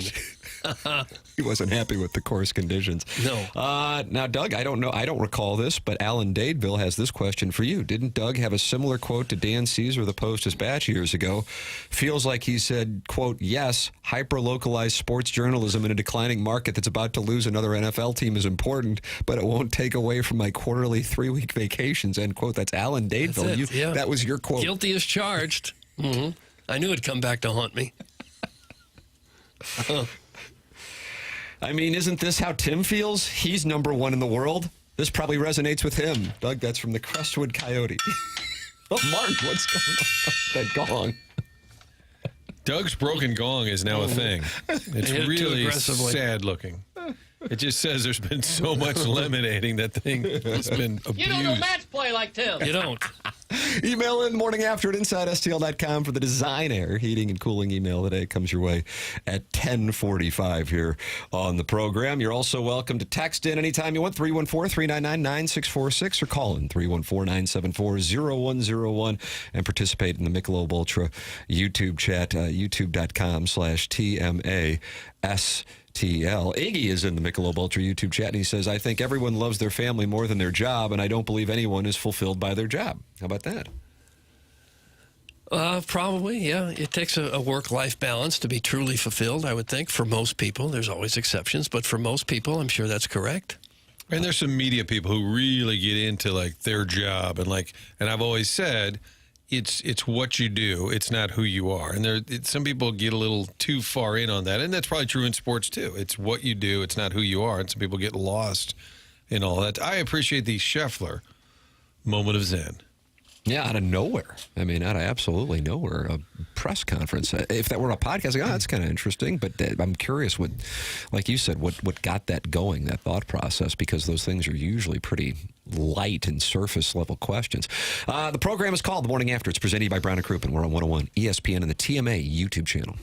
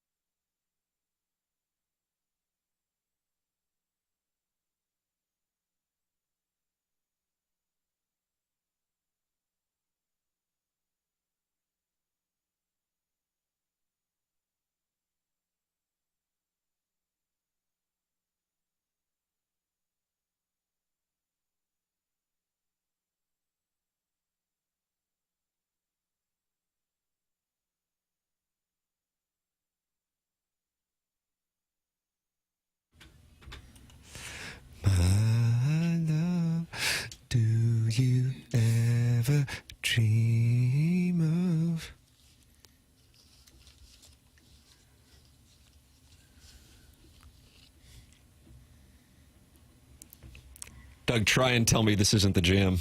I don't know that it is. It's a jam. Who's singing this? This is Soul for Real. Soul for Real. Celebrating its 30th anniversary this year. We ought to do something for that. Okay. You guys do anything at the 2, Fox? I'm surprised you haven't yet. I think the morning show is going to handle it for us. Is this Candy Rain? Mm-hmm. I could read it for you. Tim was in shock. I looked over. I go, wow. I can see the screen that Jackson has. Tim cannot, but Tim has a better view of the Michelob Ultra YouTube chat, and people would get mad last week when I was not reading. I'm like, you wouldn't read the Michelob Ultra YouTube chat? I don't even see it now, but it's over that way. I had to strain a little bit to see it. I can see that Iggy is arguing with somebody in the Michelob Ultra YouTube chat. He's in an argument with the TMA remote lamp. Oh, no. Coming on the heels of the Scheffler existential comments yesterday, Iggy said, I think everyone loves their family more than their job, and I don't believe anyone is fulfilled by their job. TMA remote lamp says, that's pretty naive, Iggy. Iggy says, what's naive about it? And TMA remote lamp says, there are lots of people that don't like going home to their families. Oh. And are workaholics to avoid them. I'm not saying it's correct, but it's reality. Thank you, Iggy. I love you. Love you, buddy. Well, you're probably on the wrong side of things if you don't want to go home. You're doing something wrong.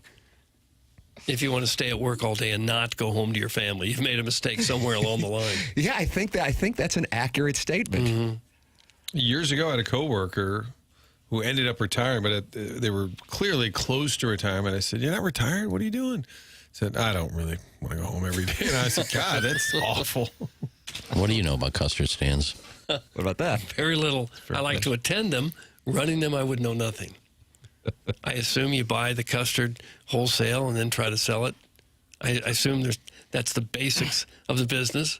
Wow. But beyond that, Mr. Wonderful over here. Mm-hmm.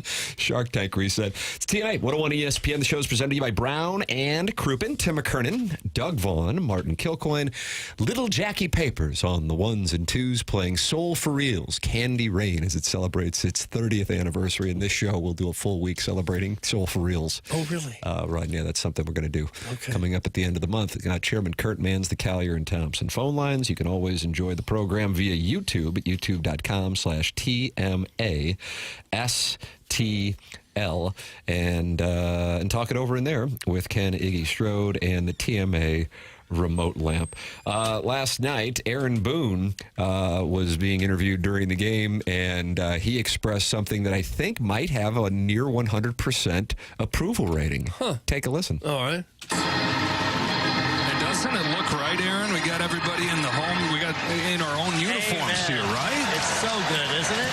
It's so good. Thank you, baseball, for fixing that little snafu we had there for a few years. So good. That one, too, on Brendan Donovan. Base hit. A little knock there for Brendan Donovan. Who doesn't like all the uniforms? I don't think you could find anyone who said, God, this looks terrible that players are wearing their own uniforms. It looks better.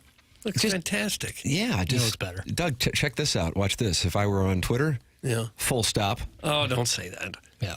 Okay. From 1930 to 2019, MLB All-Star players wore their team's home or road uniforms during the game. In 2021, Major League Baseball switched to using special All-Star jerseys. This change was met with widespread criticism from both fans and players who felt like the special uniforms lacked the traditional appeal of the All-Star game. And so last night we saw it return after a number of years. You know, they had the specialized one. It looked more like an MTV softball jersey. Yeah, nice play. Rock and Jock, Dan Cortez. Yeah, are they still? Daisy Fuentes? Are they still doing that? Doug, is Dan Cortez? I don't know. I don't watch that. Didn't Costanza, Seinfeld, didn't he have like a crush on Dan Cortez or something? Jerry Seinfeld had a crush on? No, it was Costanza, I think. Oh. Hey, Tony. Oh, that's right. Yeah.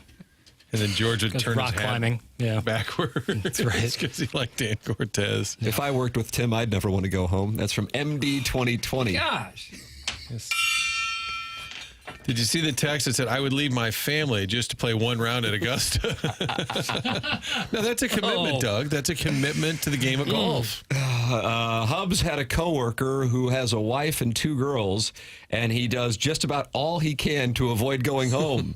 He's a very unhappy dude, and before they send them, I'll do it for them. Sure, Hubs is probably doing the same thing. Ha, ha, ha. That's from Sharon in Clayton. Okay. Well, I'm sure there's many people extremely unhappy with their home life and don't really want to go home. But as I said, that means you made a big mistake somewhere along the line. It's not like your job is so fantastic that you don't ever want to leave. You married the wrong person. Yeah, I'd say. Yeah. Mm-hmm. Yeah, that'll... Just get more and more existential, Doug. See, you and Scheffler are in lockstep. We started talking about all-star uniforms, and we got back into this. Yeah. They must have thought that they were going to sell a million all-star specialty uniform jerseys and didn't. And it was always the coolest thing. You'd look up and say, "Oh, that's the guy on the Mariners. Is that Alvin Davis? Who is that?" It just was perfect. Yeah. They got it right. They got it back. The Hank Aaron tribute was great. I like the Stand Up to Cancer because it's like raw emotion, but it's not forced. And a lot of stuff that's emotional is done to kind of trigger people to cry or sappy. But it's powerful. I think there were a lot of great moments in the game, including the swing off. Tim, Kyle Schwarber. Yes. Gets the National League shouting rights with the swing off win, which apparently started in 2022. It just escaped all of us in terms of knowledge. I do think on the broadcast they were scrambling a little bit just to sort of explain it to everybody. I think they kind of knew, but nobody knew it was really coming down to that. I kind of think most of the changes that Manfred has made, most are good. I kind of like most of the changes that they've made. Even the crazy runner at second. The ghost runner, you like the ghost? Wow. I'm okay with that, too, because I know that people don't like extra inning games. They just don't. That's my beef. Fans go home when the games get long. The teams don't want their pitchers to keep pitching forever. It just kind of works for everybody. The quicker games, I think it's all a good thing. I say start in the 11th. I'm fine with the ghost runner, but don't start it in the 10th. Go the 11th. And also 7-inning doubleheaders, please. Oh. I think players would say the exact same that messes thing. with stats and history and all that. Sure. But, so they go into 162 as opposed to 154. How about the pitch? Did you like the pitcher? It's been 70 years. It still happened. Well, yeah, they went from 154 to 162. That was what it messed up the stats. I guess it messed up the Babe Ruth home run stat. Can't let that get in the way of progress. Times they are changing. Oh, yeah, but that changed a long time ago. Sure. Did you like the pitcher being able to hit a button last night to challenge a strike? Yeah. And they were 3 for 3.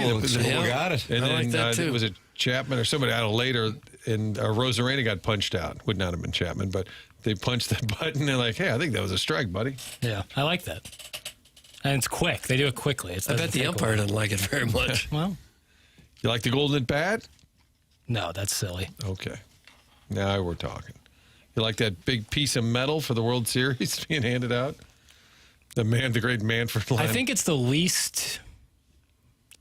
There's no myth around the World Series trophy like there is around certainly the Stanley Cup, Super Bowl, and then lesser extent the NBA championship. You don't mean myth, you mean mystique. Mystique, yeah. I don't think that there's much to the.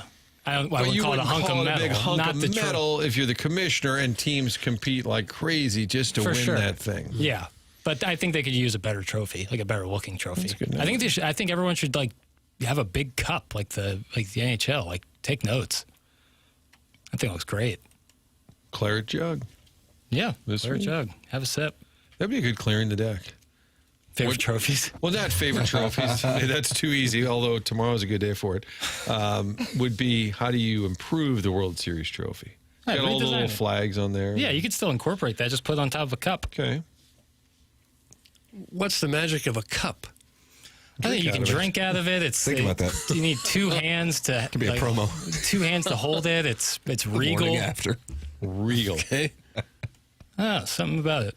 I mean, there's no doubt that the Stanley Cup's the coolest trophy in all of American sports, at least. Yeah. But basketball, what do they play for? Larry O'Brien. Okay, but what's the trophy look like? Giant basketball? Kind of like a Super Bowl trophy if you cut off the top half and then put a basketball off to the side. I wouldn't say it's a great trophy either. The Super Bowl trophy's cool.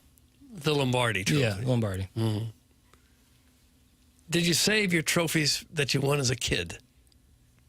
I mean, it's tough, too, when you play at St. Gabriel's. You don't have the space. You get a warehouse.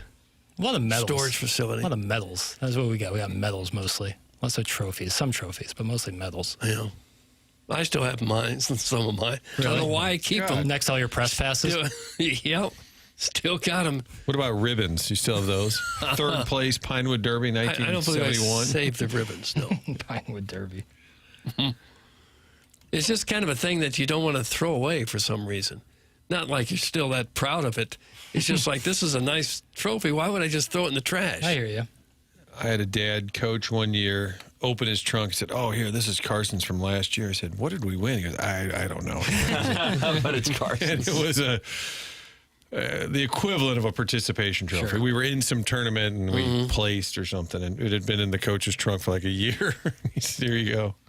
Piddles is 100% correct. Ooh. One of the few times I saw Yachty stop in his tracks was when he was face-to-face with the Stanley Cup when the Blues brought it to Bush. His mouth literally dropped. No other trophy has that mystique. That's from Sharon and Clayton. Yeah, as the kids would say, aura. You know, they have just a person's job is just be around there with the white gloves. Right, like, the that's guy with cool. the white hair even. Yeah. Doug Xander Schauffele won a gold medal at the Olympics.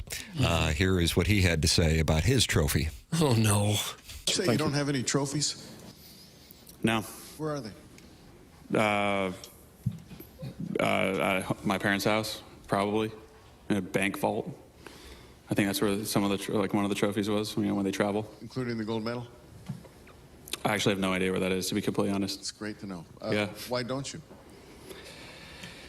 What am I going to do with it? I don't really invite people over to my house, so what am I just go look at it myself? Oh, yeah. You know what I mean? That's just that's how I feel about it. It's like I'm not gonna walk into a trophy room and be like, oh, look how great I am. You know what I mean? I think I was just raised to think that way, and it's kind of stuck. I really don't sit at home and.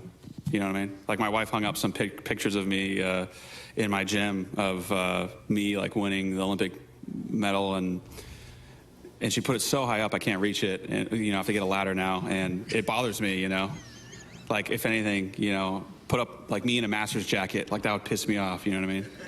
Something like that is more motivating than all right, that's not great. I don't want to look at that. You know what I mean? What would you rather be up on the wall? Photo of my dogs or nothing. A clock, maybe. I'm always late, so maybe a clock would be good for me.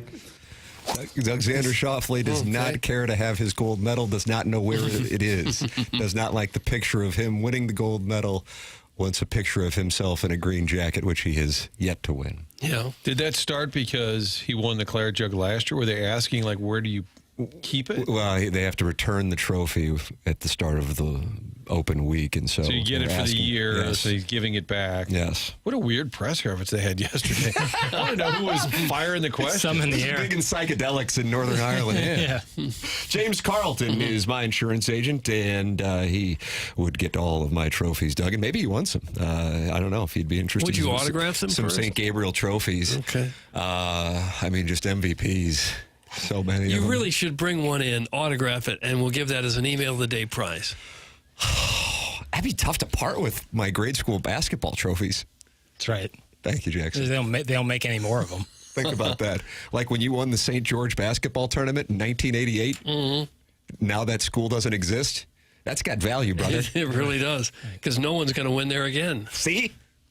James Carlton, Carlton State Farm Insurance Agency, 314-961-4800, or go online at carltoninsurance.net. Has your insurance gone up in the last year? Give James a chance to save you money. Do you have kids under 25 on your insurance policy? This is where James has saved a lot of TMA listeners, a lot of money over the years. He has more than 425 five-star reviews. When you Google James Carlton, State Farm Insurance Agency, you will see people raving about James and his staff and the customer service and how they are proactive. It's James Carlton in Webster Grove's My Insurance Agent, 314-961-4800, to go online at carltoninsurance.net. If your insurance costs a leg and an arm, call James Carlton, State Farm. Swing Haven board member is texting in and says, Doug, I have a trophy wife. That's from the Swing Haven board does member. he really? He copy and pasted a picture off the internet. That's what he did. He has sent in, Martin, I don't know if you've looked at the text history. You can see pictures of the Swing Haven board member's wife. And he's been doing this for a number of years on the program. And Sick. It's a delight. And he's in front of a large statue of men and women, a man and a woman in a romantic embrace. It's refreshing to see rich white women. The late, great Jennings Randolph Jr. giving what he is refreshed by on a warm summer day. That's what he found fulfilling. The program's called The Morning After. It's presented to you by Brown and Crouppen. We are on 101 ESPN and the TMA STL YouTube channel.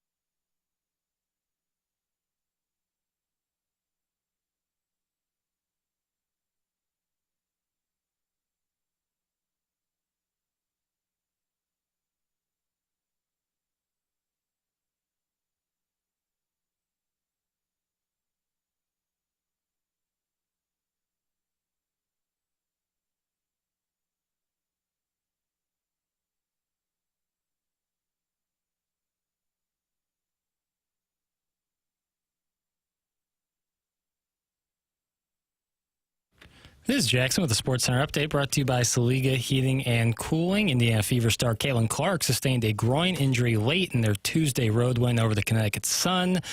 She had missed previously 5 games this season due to a left groin strain. She'll be evaluated this morning ahead of their game against the New York Liberty. That was another Sports Center update brought to you by Saliga Heating and Cooling, a Daikin heating and air conditioning dealer.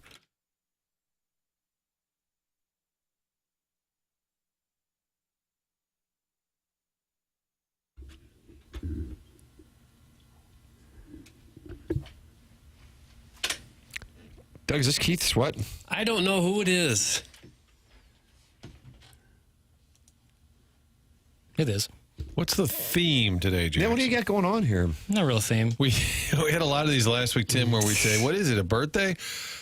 No, just a banger. So it's either a birthday or a banger. This one's just vibes. Just Vibes, feeling out the okay. vibe. Okay. Vibe around the city. This is the vibe around the city. Somewhat, yeah, kind of. Because we're going to sweat? No, it's kind of more swaying than sweating. Sick. Somebody texted about the Indianapolis 500 trophy. We're talking about great trophies. Oh, yeah. The old Bjorg Warner weighs over 110 pounds. Oh, my God. Yeah. That trophy that the soccer champions win is big. What is that called? FIFA? The World Cup? Is it the World Cup trophy? Ballon d'Oro or something? Yeah. The Ballon d'Or? Yeah. Yeah, that's pretty good. That's an individual award, like a team championship. Well, for an individual award, that'd be about the best, right? I don't know what a lot of plates, Wimbledon, right? they raise them up. Yeah, a lot of plates. There's a That's lot of good plates call. for individual awards. I don't think that resonates as well. I don't really get the whole plate thing. Yeah. Is that at Wimbledon what they get as a Wimbledon, plate? they definitely get a plate. There's some soccer championships where you win a plate. In baseball, you kind of win like a plaque, right? MVP gets it's not like a real trophy. It's more of a plaque, isn't it? I don't know what they get. The hockey players get a big trophy, but they don't get to keep it. For the Lady Bing? Yeah, and the MVP of Jackson throwing out a Lady Bing. Who would have thought? I find it odd that hockey makes it difficult to know what the hell you're talking about with these awards. Oh, no. Oh, he won the Conn Smythe. Oh, no. Why can't we just say Playoff MVP. Why don't we just say that? Well, because then? it's cooler. I guess. This guy. You decided to poke the beehive this morning is what you did. Well, it's like that when the divisions were named after like guys. Like, what was that about? history. Bill division, the Mike division. Yeah, what was it? Chuck Norris division. Chuck Norris. Love when they had the Norris, the Smythe. It's odd.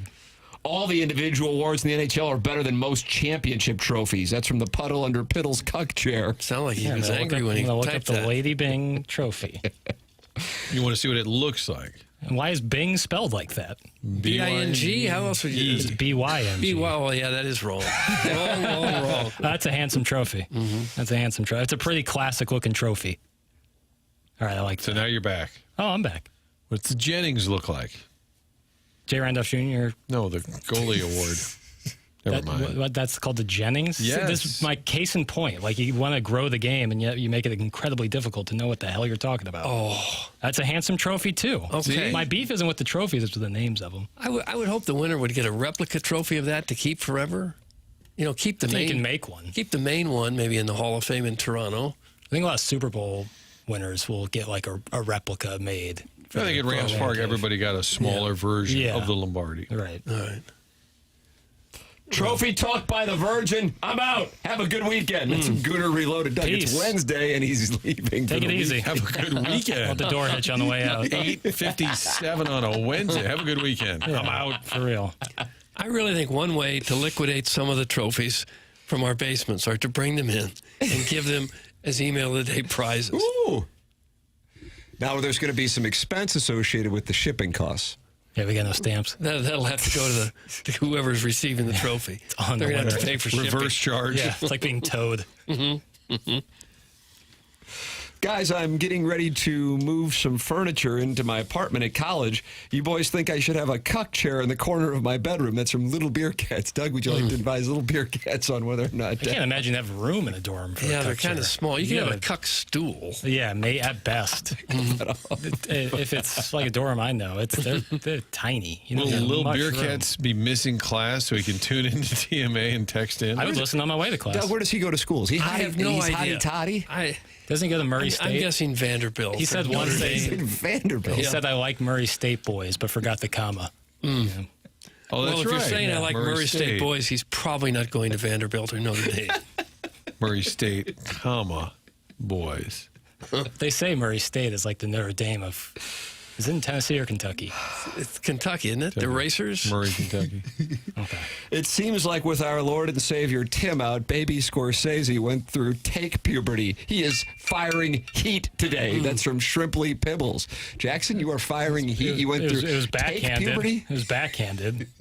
Even when I get a compliment on the show, I still get ripped. But I'll take what I can get.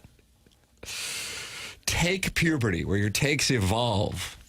I'll take it, I'm sure I'll say some in the next probably 35 minutes or so that you'll vehemently disagree with. And there's a little more hair on that take. Now that yeah. Okay. Yeah.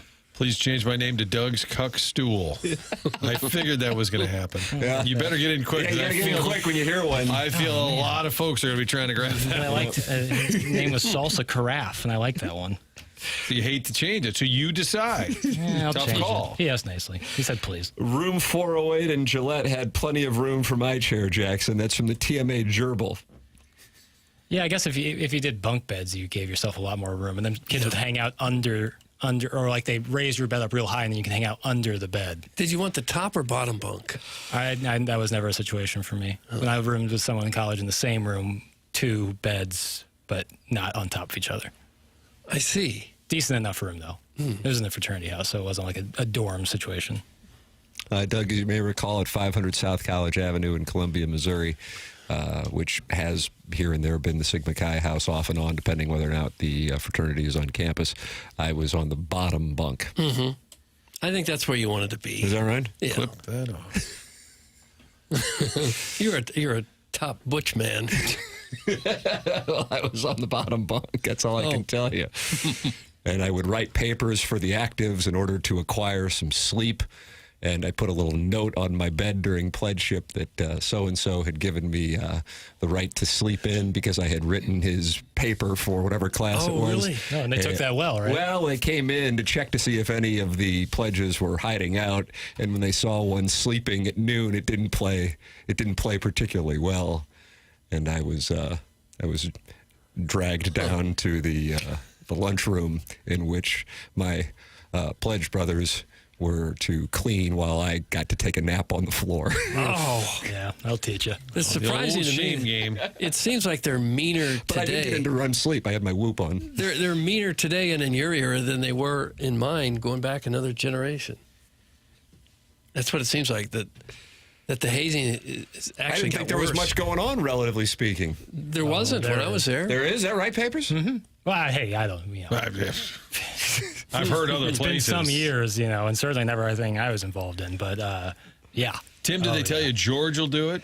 Oh, yeah, who's going to do it? Oh, George will do it. That was like a big reading that we had to do because if I you didn't know who George. George was the mysterious brother that you just assume, like, oh, you didn't sign up for that? Oh, George is going to do it? I like that. Oh, you didn't George will do it. Oh, you didn't clean up. Oh, I guess George will do it. That's so passive-aggressive. Yeah. Oh, yeah, okay. No, don't worry. We'll take care of it. In fact, George will do it. And then you find out there is no George, but you just assume that George somebody else is going to do it. I don't need to show up at that. I don't need to sign up for the scholarship committee. George will do it. Yeah. I go to Murray State, guys, but I'm going into my senior year, so I'm not in a dorm. I'm in an actual apartment. Plenty of room for a chair and a stool. Thanks for the advice, guys. That's from Little Beer Cats. All It right. sounds like he's going to get a chair and a You stool. can have both, yeah. See what works better for We're you. outfitting college apartments now. Yeah, for cuckoldry. You think there's a lot of cuckoldry in college campuses? Not intentionally. I don't know. Probably more there than elsewhere. Yeah, but because again, there's so many people around who are active so much infidelity? and drunk. Yeah. volume is up, but I wouldn't necessarily say that it's like people are looking for it. All right, let me ask you this question. Then. Yeah, all right. Maybe we can tweet this out from our TMA Ooh, a little STL poll account. action. What decade of life has the most cuckoldry? 20s, 30s, 40s, 50s. What do you think? Ooh. Well, there's a couple schools of thoughts on this. Jackson's really going to break this down for us. There's your 20s, where you're probably doing your most sowing of wild oats. Doug calls it catting around. Yeah, at that time. So you'd probably be more susceptible to it. But then there's an argument for your 40s that now you're entering in what could be, your second half of life, your back nine. Hans working. Yeah. You've got a lot. You've had a little more disposable income, and you've found that you've been lying to yourself this whole time. And what you're really looking for is polyamory. Is that right? I think that could be the case. Is there's like a sexual reawakening of some sort. But that would be just a very small percentage of people. Sure. And I think it's a small percentage of people no matter what. We're trying to find the highest percentage. The answer to this is the 20s when you're in college. And you're sharing a room with some other guy, and he's been catting around. And you're waiting for your room to empty out. You're waiting for the girl to leave, and you're just sitting there tired, ready to go to bed. Yeah. But these two are in your bunk. That's certainly, I think that's Occam's razor, probably the correct answer. I was just trying to dig deeper. Mm-hmm. How are you defining cuckoldry for this argument? This has been a real. Well, it's been something, and it's been a real burn our saddle, Martin, for a decade on this show. What's going on here? We had Scottie Scheffler with the meaning of life, and now we have Professor Burkett explaining. So for the purpose of this discussion, I'm talking about cheating. I'm talking about infidelity. I'm not talking about like the Davenport. 30s. 30s is the high water mark for cheating. Yeah, Think so? It probably wouldn't be 20s because in college, most people aren't married or even engaged.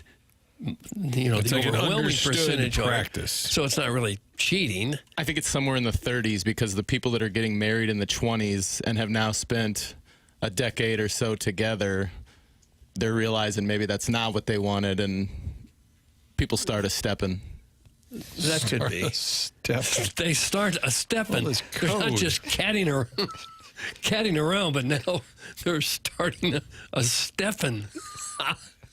And this started because we were outfitting Little Bearcat's room? That's correct. He wanted Doug to guide him on how to set up his room. Text me and I'll talk dirty to you. We are getting passionate answers on 20s, 30s, and 40s. Nothing for 50s.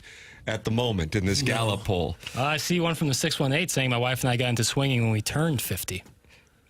How about that? Call in. But I don't think that will fall under the cuckold umbrella. Doug, is that under the cuckold umbrella? It's adjacent. Swinging? I think it's under the umbrella, maybe. Yeah. It's close. I'll count it. It's in the polyamory department, but I don't think it's the biggest word salad I've ever heard. No, you're just, you know. I would say 40s. You don't want to get in the maybe. greasy areas. Just, I'm going to say 40s. Okay, because here we are. That's when the infidelity is at its highest? I think so. Wow, interesting. Just disagree with me on that. Because most people, people are getting married later now. A lot of them are not even getting married till they're in their 30s. And so the first few years are probably okay. But then they get that 7-year itch and they start catting around. Interesting. See, that's what I'm saying. There's a sexual reawakening. You agree with the 40s, but you have a different, you arrived there differently. Right. Yeah. Doug took 40, I took 44. Still ended up at the ballpark. You guys are all idiots. It's late 40s. Kids are about out of the house. The man's sick of the woman. The woman's afraid of another 40 years together. That's from Lady Sonia's teacup. I think that plays into it as well. Wow. It's a reawakening. Okay. Just cheating, 20s. Allowing partner to cheat, late 30s or 40s. That's from the 314. It's a nice breakdown. I think it's a good take. You like that take? That's probably the accurate take. Can we send them one of my CYC basketball trophies? Yeah, which one? I think we finished in 4th place at St. Joan of Arc in 86. Nice. Is that the creme de la creme piece? No. My son Greg used to put on his wall a 3rd place trophy he got from the St. Simon's tournament one year. This is an adult. He does it now just because he thinks it's funny. It's better to do a lame trophy than to do a good one. Well, yeah. Agreed. Not that there was anything lame about the St. Simon tournament. Yeah, it did seem like St. Simon took some shrapnel, Martin. It was the 3rd place finish. It wasn't that impressive. It has nothing to do with age. It's all about your male neighbor's gardening short height. Typically, they get shorter as they get older, so that's when it starts. That's from Wedding Tackle. Your neighbor's shorts get shorter as they get older while he's gardening? Is that what that was about? I thought I was missing a word, but you actually, I think, interpreted the text properly from Wedding Tech. That's what I gathered from it. 30s, you're still kind of fit and have a high libido. That's from Grandma Johan. Yeah, you got to take that into account. Guys, I met some boys from Little Beer Cats' frat this past weekend. Those boys are definitely getting conked on the reg. That's from Beer Cats, the father of Little Beer Cats. On the reg. Who is not impressed with his son's fraternity brothers. You can text in on this Gallup poll, which is taking the program by storm. And it wasn't in the Stiefel dossier, too. So that's what makes it amazing. 314-399-9646. You also are welcome to call into the program. Callier and Thompson, sponsor of the phone lines. Doug, you know anything about Callier and Thompson? I think you do. Well, I do. And a lot of people know a little bit about Callier and Thompson because they've been around so long. They've been around since the 1950s. Their employees have more than 165 years of combined experience turning homes into show places. Go ahead and get your house spruced up. It'll just make you feel better. And the thing about Callier and Thompson is this is a company that you can trust, and they care. They want to make sure you're happy. It's hard to know who you can trust to be in your home and who's going to be there to back up their work. Callier and Thompson stands behind every job that they do, and during the process, they are always available for you. You need to make a change somewhere along the way. Callier and Thompson can do that. Their designers are just fantastic. The owners, Bob Strati and Carolyn Beard, have been there a long time now. They'll work with you as well. They just know how to get it done. Doesn't matter what you're trying to do, whether it's a new kitchen that you need or a master bathroom, a basement. You want to knock out a wall to open things up in the lower level, want to fix up the basement completely. That's what they do, and it's what they've been doing for a long time, and nobody does it any better. They've got all kinds of 5-star reviews. Well, here's one now from Connie. The entire process went well. Mark was a supervisor and always communicated with us. All the installers, including the plumbers, electricians, the floor people, the painter, etc., all very professional and competent. We are extremely happy with our new rooms. That's pretty typical of how you're going to feel when you let Callier and Thompson come in and get your house looking like a show place. Callier and Thompson is on Manchester and Baldwin, next to Uncle Bill's Pancake House. Come home to quality online at CallierandThompson.com. Call in 314-974-0101. And email in for our design, air, heating, and cooling email today, the morning after at InsideSTL.com. The program is called TMA. It's presented by Brown and Crouppen on 101 ESPN.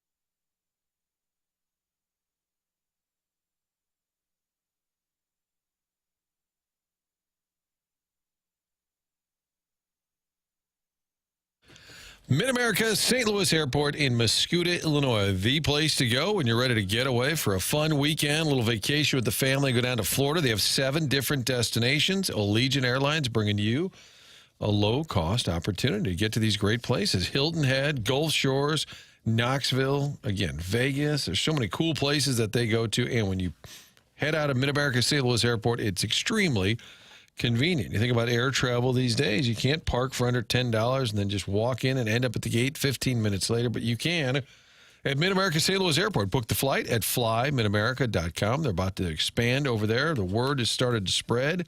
Great prices, convenience. Just get the hassle removed from airline travel and go to all these cool places.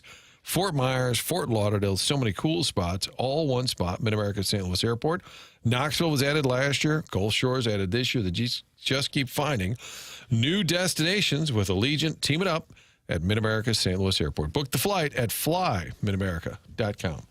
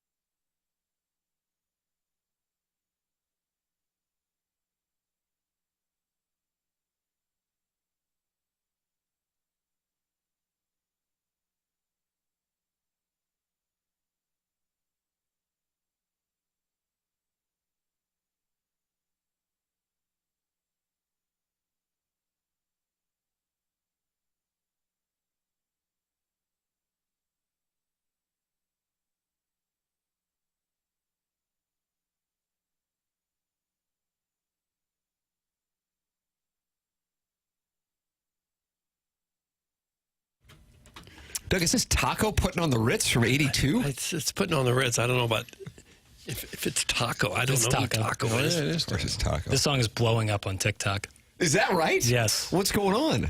It's not in my algorithm.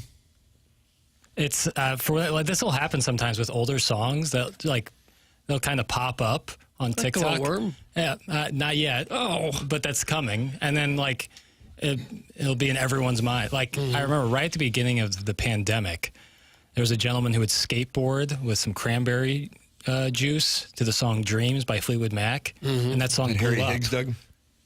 Harry Higgs, But he was shirtless. cruising around like Malibu, LA, intense skating. Yeah. Playing Morning, whatever. Dreams by Yes. Fleetwood Mac, and it made that song I think it might have cracked the top 10 that month. And you think Because that's of going to it. happen now with Taco? I'm telling you, people never heard the song, didn't even know anything about Taco. I'm being one of them. I thought it was like a SNL skit when It's I a first saw it. catchy little It's song. super though. catchy. And then you go back and you read the history of it, and it started. What's the history of it, It's baby? What's the started in history? the 30s. And then This song's from the 30s. Well, putting on the Ritz is from the 30s. Right. But And then then Taco did his twist. Fred on it. Astaire did one. Gene Wilder did it, and Young Frankenstein. You know, so it's kind of cool. You kind of learn some of music history through TikTok. So what are the Tykes doing while they're playing Tacos, putting on the Ritz on that TikTok, Jackson?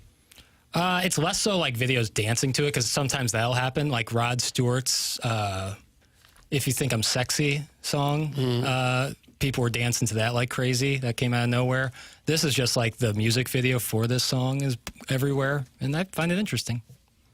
It's not my algorithm. All right. What am I doing wrong, Doug? Well, I just don't know. What's your algorithm mostly? First thing I opened up is Leon Bridges. And it says, okay, I'm done gatekeeping the best song to see live in the world. Oh, nice. Sounds like a nice little jam. Okay. I don't know. When I go to TikTok, I get construction tips and golf videos. Where to buy remotes. Those golf tips. Where to buy remotes. I think I need to join TikTok just so I can open them. When people send them to me, I can never open them. Yeah, Same with right. Instagram. People will send me an Instagram post. I can't open If it. you sign up, they'll just give you a basic user and 8 numbers behind it. And you don't have to post or anything or even follow anybody. You just get a For You page, which You're is like essentially Mo the on algorithm. Twitter, just here to monitor. Essentially, you're a voyeur. I saw one yesterday. If you're trying to get a screw to attach firmly to concrete, if you wrap the screw in weed eater wire, then it gets in there tighter, and your connection will be better. Why don't you fix the gong? It sounds like you're getting handy over there. It's not to say I can do these things myself. I just saw the video. That's a nice hole, Bill. We're literally missing one screw here, and we can't fix it. No, you can't get the leverage on the screw. The screw is so small, you can't get the leverage to push it into the wood. I think we can fix it. Okay. Tim, I was doing math last night. Yeah, what do you got? I was just looking at the Cardinals in the second half, and I was looking at the Eric Fetty starts. What do you think they are in Eric Fetty? I hate to single out the one gentleman. What do you think in his 19 starts this season? What do you think the Cardinals' record is? I go 7-12. 5-14. So I was theorizing if that was McGreevy, and he just went 9-10 in his starts. Doesn't mean he was great. Doesn't mean that. It just sometimes it works out. If they had just gone 9-10, that team would be 13 games over 500. Can you imagine that? Not right. Not like a crazy swing. I'm not just 9-10 instead of 5-14. You'd be 13 over. But they're not. But he's fixed now, and everything's fine. The second half. Oh, is that right? Yeah, everything's He fine. is fixed? Yeah, everything's fine. And second half will begin. Cards are ready. That didn't sound sincere to me. And then I was looking up the fan graphs, too. They have a 0.9% chance to win the World Series, according to fan graphs. So are they buyers or sellers, Tim?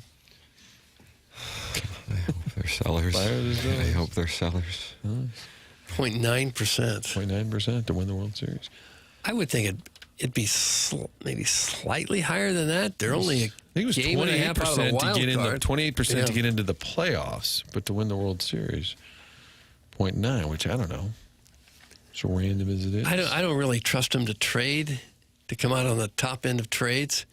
So I'm not sure. You don't want them to sell. Not really. Not because you don't believe that they should or shouldn't, but because you believe when they do, it won't work well. Might get the pocket picked. Got it. Mm-hmm. And when was the last trade? I guess the last one for Arenado and Goldschmidt, the last trades that really worked out super well. Yeah, deadline deals, right? Yeah, Quintana, Montgomery, that one stands out 3 years ago. But here we are, Doug, just about ready to roll into the second half of the season. Here we are. Mm-hmm. With another day off tomorrow, right? Well, they're not happy Friday? about the conversation. Oh, my God. No more buyer or seller talk. Doug, that's from the Warren County Wizard. We talked about it for 45 seconds. Warren County, I'm going to suspend him for that. Go! Warren County Wizard, you've been suspended. You've been suspended a period of 2 days' time. Don't bother to text in anymore for 2 days' time. And a note has been put in your file. I banned the phrase buyers and sellers, Tim. I'm so sick of it because the Cardinals don't buy or sell. They get middle relievers from Cleveland, okay? Stop. That's why you hit play. It's an embarrassment. Okay. Okay, there you go. There was the numbers breakdown. I just thought that was alarming. 5 and 14 is pretty bad. 9 and 10, not asking for a whole lot. Jackie Paper says, what's the biggest looming question out there for the Cardinals, both from a short-term 2025 perspective and then some bigger picture franchise questions? Doug, that's Stiefel dossier question from Jackson Burkett. Big picture, I would say, are Walker and Gorman going to become the players you thought they were going to be, or is what we see now what we're going to get? That's interesting because I would say that's short-term. More so than, because when I'm thinking big picture, I'm thinking, I wonder about the trajectory of the franchise. But maybe I'm on an island on that. You're talking about attendance and that whole issue? Yes. But how different is this team next year? It won't be. That's what I'm saying. Because they're not going to mess around with the pending work stoppage. Right. Most teams are going to be cautious. And you have, again, under contract, Sonny Gray, Wilson Contreras, Nolan Arna, all these pieces, your veteran pieces that are locked in, no trades. You'll have Vic Scott back, Brendan Donovan, great player, Mason Wynn, you'll have Herrera, but it's pretty much the same team other than Fetty Michaelis. So now McGreevy at some point will be allowed to leave Memphis at some point. But then maybe Ricefo. I don't know. But we're supposed to find out, I thought. Maybe Doyle, the guy they just drafted. Maybe he's better than all those guys. You know, he's almost similar in age to Jordan Walker. Right. Not too far, yeah.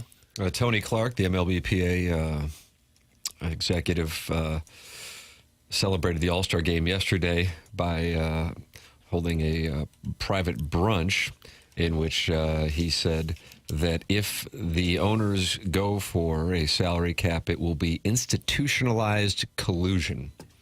And says if that's what they want to do, they're going to have a big problem on their hands, Doug, as we get ready for what could be baseball's significant the big moment problem in the will 21st be century. Possibly no season. And who could hold on longer? The owners or the players if there's no season? He says a cap is not about a partnership. A cap is not about growing the game. That's not what a cap is about. As has been offered publicly, a cap is about franchise values and profits. That's what a cap is about. If there are ways that we need to improve the existing system to polish some of the rough edges that otherwise exist, we have made proposals to do that. We will continue to make proposals to do that and believe that is the best way to go. So both Tony Clark and Rob Manfred spoke yesterday in the morning of the All-Star game talking about this. But for Cardinal fans to localize this story, this is why I believe you will not see the Cardinals look all that different from this year to next year. I suppose the only way that I would see it being a material difference is if they were able to trade some of these higher cost players, whether it be in the next couple of weeks or in the offseason.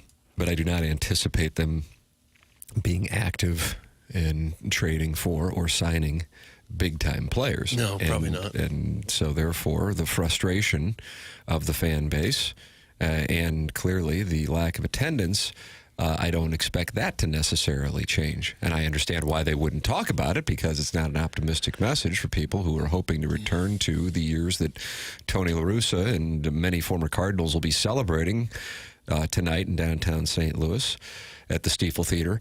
But I don't think that is even remotely close to being around the corner. And so, therefore, from a big picture standpoint, as a Cardinal fan, as a St. Louis, and that's what concerns me. Even Chaim Bloom taking over, as many people that have the Mo fatigue and just anger at Mozeliak that want him out, I don't think that's enough to move the needle. If you got a guy sitting at a podium in October, hey, I got a vision here, and we're going to do it this way, and I'm excited about it, then you see him again at the winter warm-up in January. I don't think that's exactly going to sell tickets, and it's largely the same team. I would consider later this year, I mean, if he's still tearing it, I'd bring up Weatherholt. I'd just give people something to get excited about. But I think in the meantime, you got to play a guy like Jordan Walker more times than not. I mean, he had an appendicitis with no surgery, and he hasn't been called back up yet. And I get it. If I'm Ollie Marmol, I don't want to roll guys out there that aren't producing. I'm trying to win as many games as I can. But I think you got to start playing Walker almost every day. You got to right now, or once they really fall out of contention, if they do. I'd say he's got to play more times than not. Otherwise, you're going into next year again saying the same thing. Well, I disagree with Tony Clark when he says a cap doesn't grow the game. I think it would grow the game. I think it would grow the game into markets where right now teams have no hope of contending against the Yankees, the Dodgers, the Cubs when it comes to spending on quality players. There's a number of teams that have no hope. And I think if those teams did have hope, I think that would grow the game. I agree with you. Now, one of the people who covers the game and has been covering the game for a long time, he's been a regular on our show in the past, is Ken Rosenthal. I know he doesn't do local radio interviews. I don't think even if you pay him, he doesn't want to. I'm not saying that. I'm just saying he just doesn't want to do it. And good for him. God bless him. If you're in that position not to have to do that type of stuff, God bless. But the reason I bring that up is I really do respect his opinion. I don't think he's in anybody's pocket. I don't think he needs to be saying things to ingratiate himself. And he is of the opinion that baseball is clearly got competitive balance, and what they will do when they cite that is they will talk about how other sports have had these repeat champions and these dynasties, and baseball really hasn't. But I think that it speaks more to the randomness of baseball's expanded postseason as opposed to the way that the championships were determined for a number of years. In other words, put a bunch of teams in short series, and then you're going to get some, I guess for lack of a better term, upsets. But, you know, the best team in baseball will lose 60 times over the course of a season. So therefore, it's really not that much of an upset.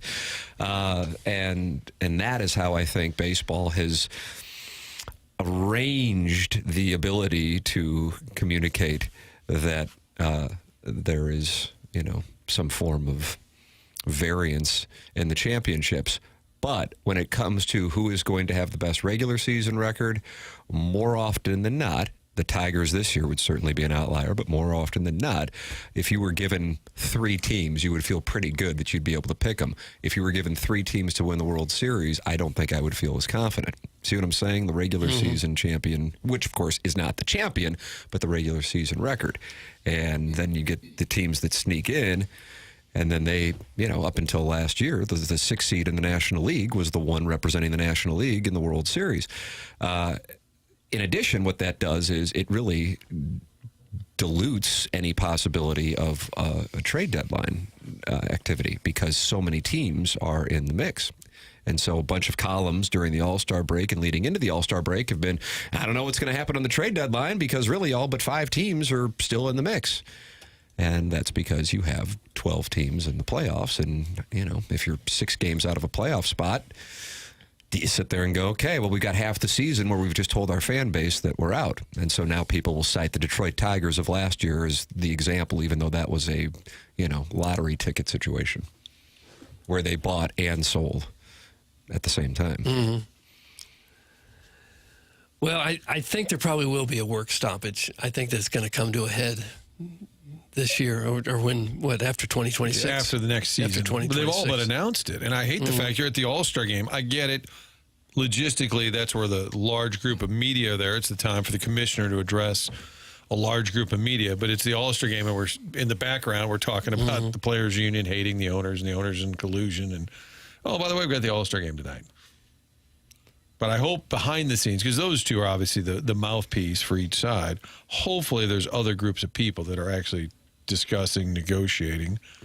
Well, Pete Alonso had 300 home run last night, but what he was talking about is the following, Martin. No one's talking about it, but we all know that they're going to lock us out, and then we're going to miss time. We're definitely going to fight to not have a salary cap, and the league's obviously not going to like that.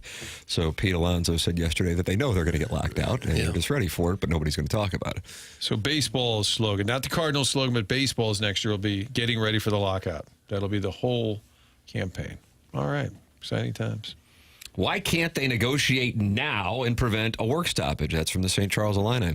That's what we've been saying. Just get to the table. Well, because the owners want a cap and the players don't want it. Non-starter. And it's a non-starter for both sides, I think. The owners are probably saying it's going to happen. Whether you're a part of the game when it does, that remains to be seen, but it's going to happen. And the players are saying we're not ever going to accept it. It's just a matter of who can break, who can last the longest. I think that's how it'll play out. Your thoughts are welcome. The morning after at InsideSTL.com. That is the Design, Air, Heating, and Cooling email of the day address. That comes your way at approximately 10:45 here on the program. Design Air is online at designairservice.com. Design Air is the longest-running sponsor on TMA. Seth Goldcamp has been operating it now for years. He is fourth-generation owner-operator of Design Air Heating and Cooling. And the premise that they have had for years at Design Air Heating and Cooling, going back 100-plus years, is the following: no upselling. We take care of our customers, and then we move on and we earn their business, both now but in the future, by knowing that we're going to take care of them and their heating and cooling system ASAP with no upselling. All you need to do if you run into a problem with your air conditioning during these hot months is go to designairservice.com. Doug is a client. Martin is a client. I am a client. We recommend you working with Design Air Heating and Cooling online at designairservice.com. The program's called TMA. It's presented by Brown & Crouppen on 101 ESPN.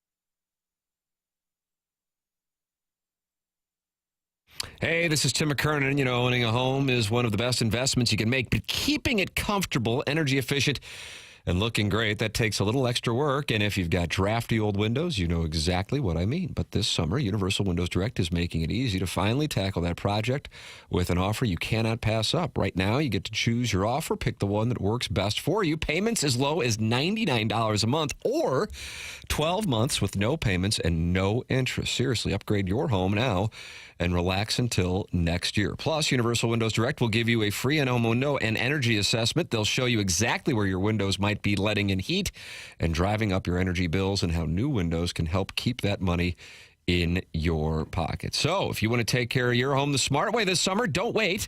Call 314-334-2522. That's 314-334-2522, or go to universalwindowsdirect.com to schedule your free in-home estimate today and choose the payment plan that is right for you. Trust me, once you get those new windows in, you'll walk around saying, I love my windows.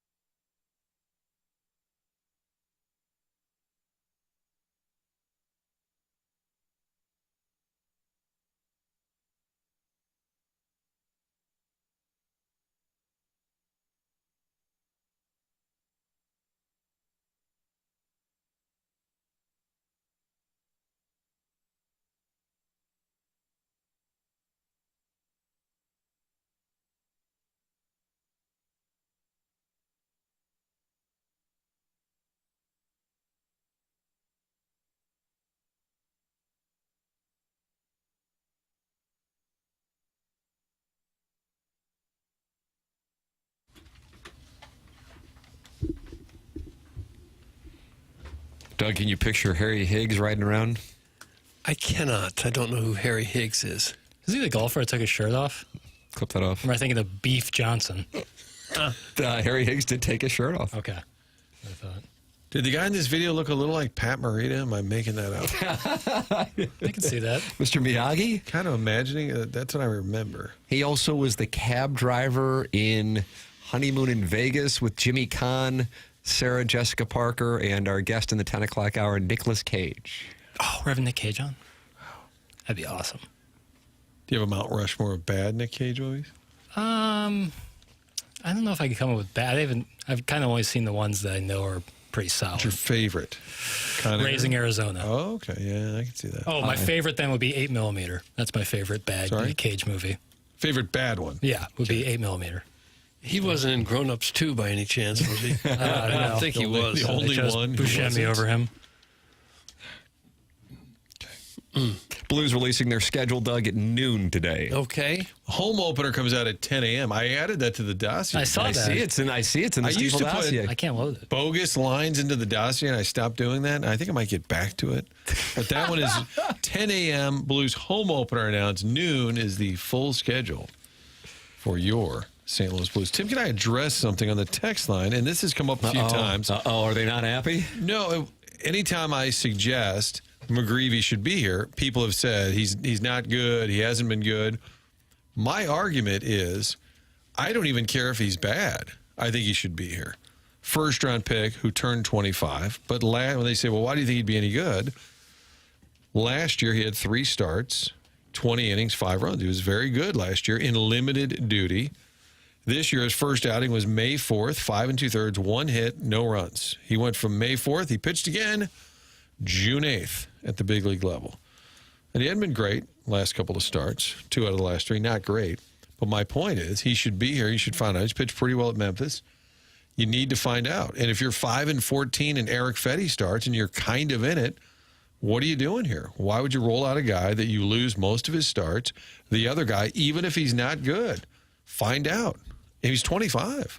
I mean, that's the part that just mystifies me. Well, it goes back to the messaging was this year would be about finding out about people, and then the actual execution of said strategy has oftentimes been the opposite, as the team didn't really do anything, both from a subtracting players in the offseason and, of course, to adding, and that's with all due respect to Michael Hellman. Our guest at Spring Friend of the show. That's correct. And Is it Cornhusker? You made him do MIZ, and then he got shot into the sun for turning his back on the. He did. So that's one of the elements of the. I think really, when it gets down to it, the modus operandi for 2025 for the Cardinals was slash expenses at all costs, and whatever happens. And it sure would be lovely if the team would have a nice season. And we can offset some of our projected losses on the attendance side because we know we're going to have some losses on the television side.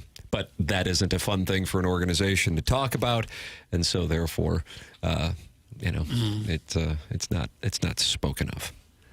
They have to be shocking losses to them too. When you think of how much money they used to get from the TV and how much they used to get revenue coming in from attendance, it has to be just a major difference. I haven't seen an exact figure. Maybe it's out there, but so you have that. I'm sure it's been big. And then I'm talking when I say that about the television side, and then the attendance side, and you have both of those dropping. And then in general, something that is more abstract, but incredibly important to the conversation because they do impact those objective pieces of data, the dollars, the revenue from the television deal, and the attendance deal. And that is interest. And that is the one that if I were in a position of ownership, I'd be concerned about, because that's the one that it's gone from anger to apathy. Not across the board, but that's the one that, to me, I would rather have people be angry than apathetic. And I think it's trending toward apathetic. And then you're going to go into an offseason where you're not going to add on. The lockout's looming, so the general baseball fan is already kind of displeased. And Hopefully you sneak into the playoffs, but if not, it's 3 years in a row. Didn't make the playoffs. Roster's the same. I think big picture, they should be very concerned because as much as you can sit here and say, hey, we're the St. Louis Cardinals, this year has reminded you that that doesn't carry enough weight anymore. People don't just show up because it's baseball. They don't just show up because it's the Cardinal brand. And you're going to go into an off season where the biggest announcement is, hey, Heim's here. Yeah, and the press conference. And by all accounts, great talker. Yeah, he was great in the one time we got a chance to hear from him. By all accounts, will be a good face of the franchise, will be good at messaging, but I don't think that's enough to get people all fired up. How about this? Doug, your favorite columnist at ESPN.com is Bradford Doolittle. I'm not familiar with his work. We've quoted him often. He likes a good list, Doug. He does. Rankings. He has just released his 2025 MLB Awards Watch. Oh, gosh. For the MVP, the Cy Young, the Rookie of the Year, and the Manager of the Year. Oh. 2 Cardinal names appear in all of these. And to be clear, it's not just like picking the person who will win, because no Cardinals are projected to win. I don't know if that's going to be really alarming to anybody. But also goes into the top 10 for each category. Okay. What 2 names from the Cardinals appear on the list for MVP, Cy Young, Rookie of the Year, and Manager of the Year? Rookie, manager. Well, Cy Young could only be Sonny Gray. I guess it's possible that he could have a huge second half. Sonny Gray is not. Well, I'll be darned. Currently, Paul Skeens, followed by Wheeler, Sanchez, Gore, Pavetta. Well, they don't have anybody. So you're saying there's 2 total. 2 total names. I think Ali Marmol is probably on the list. That's exactly right, Martin. And I felt like there was a dead giveaway that I mentioned, Manager of the Year, but that is in the column. The front runner to win Manager of the Year. Anybody want to take a guess? Take a guess. National League. Take a guess. Take a guess. Nurse, Nancy, Chasey Lane. What about Pat Murphy? That's it. Okay. Second place, Oliver Marmol, St. Louis Baseball Cardinals LLC. They're a third-place team. But they weren't expected to do much, Doug. Okay. They're overachieving, if not inspiring. What about Dave Roberts? He's going to win a division again. I think Phillies, Dodgers, all the top teams probably get taken off the board. It's interesting because Thompson's not listed either. What about Craig Counsell? He is. He is in 4th place, ahead of Clayton McCullough of the Marlins. So this is a list where you got to prove you're smarter than everybody else? For sure, of course, you'd pick the winning teams, but I know better. I'm going to pick a guy who's in 3rd place. He says the front runner is Pat Murphy with a 108 Earl. Earl? I don't know what that means. Not Rushmore of Earls. Earl, AJ Hinch, Earl Weaver. Banny Rooster. Earl logo Sandwich. for TMA. Earl Sweatshirt. Mm-hmm. My name is Earl. Earl Batty, Twins old catcher. Who is the other Cardinal name that appears on this list? Well, it can't be anybody for MVP. So it's a total. Can't be for Cy Young. Daddy wants Mason win. Damn. Is there a rookie out there we're missing? I don't. Herrera's not playing enough. I'm going to say Donovan, just like a top 10 MVP. Maybe. No, I'll say Herrera for rookie. Is Herrera a rookie? I don't think so. He played too much last year. What about Sampson? Hampson? Gary Hampson. Can we have initials, please? I don't even know the man's name. For the record, it could be guess who the MVP frontrunner is in the National League? Ohtani. Nice. Yeah. That was tough. Good work, Martin. Really had to dig deep there. Good stuff. Pete Curl Armstrong, 2nd. Fernando Tatis Jr., 3rd. Kyle Tucker, 4. James Wood, 5. So 2 Cubs in the top 5. No Cardinals listed in the MVP. No Cardinals listed in the Cy Young. Ali Marmol is 2nd, Doug, with the Earl category. That was generous. Fred Bird get nominated for something? So Rookie of the Year, if it's not Herrera, who, I mean, is Pozo a rookie? It's Pozo. Are you serious? Yes. No, it's not. Oh, this come on. guy, block him. Oh, my. Block him. He writes for ESPN. I don't know if I have that. And he thinks Pozo has a chance to be Rookie of the Year. That is a take. It's a strong take. It's one of the best takes ever. It isn't. It isn't a strong take. He's had 93 at-bats. Currently, who do you think the front runner is in the National League? Oh, for Rookie of the Year? Yes. Hell, I don't know. James Wood? Is he a rookie? No, he's not a rookie. Okay. Therefore, he's been disqualified. I don't know. It's worth a shot. What is a rookie Is anymore? O'Neal Cruz a rookie or no? That's what I'm saying. Oh, how about the guy with Milwaukee, the pitcher? The Miz. Yeah. The Miz. He is not listed. Not listed. Bozo's list. Hell yeah. Oh, this guy. I like this Doolittle. Really on my nerves.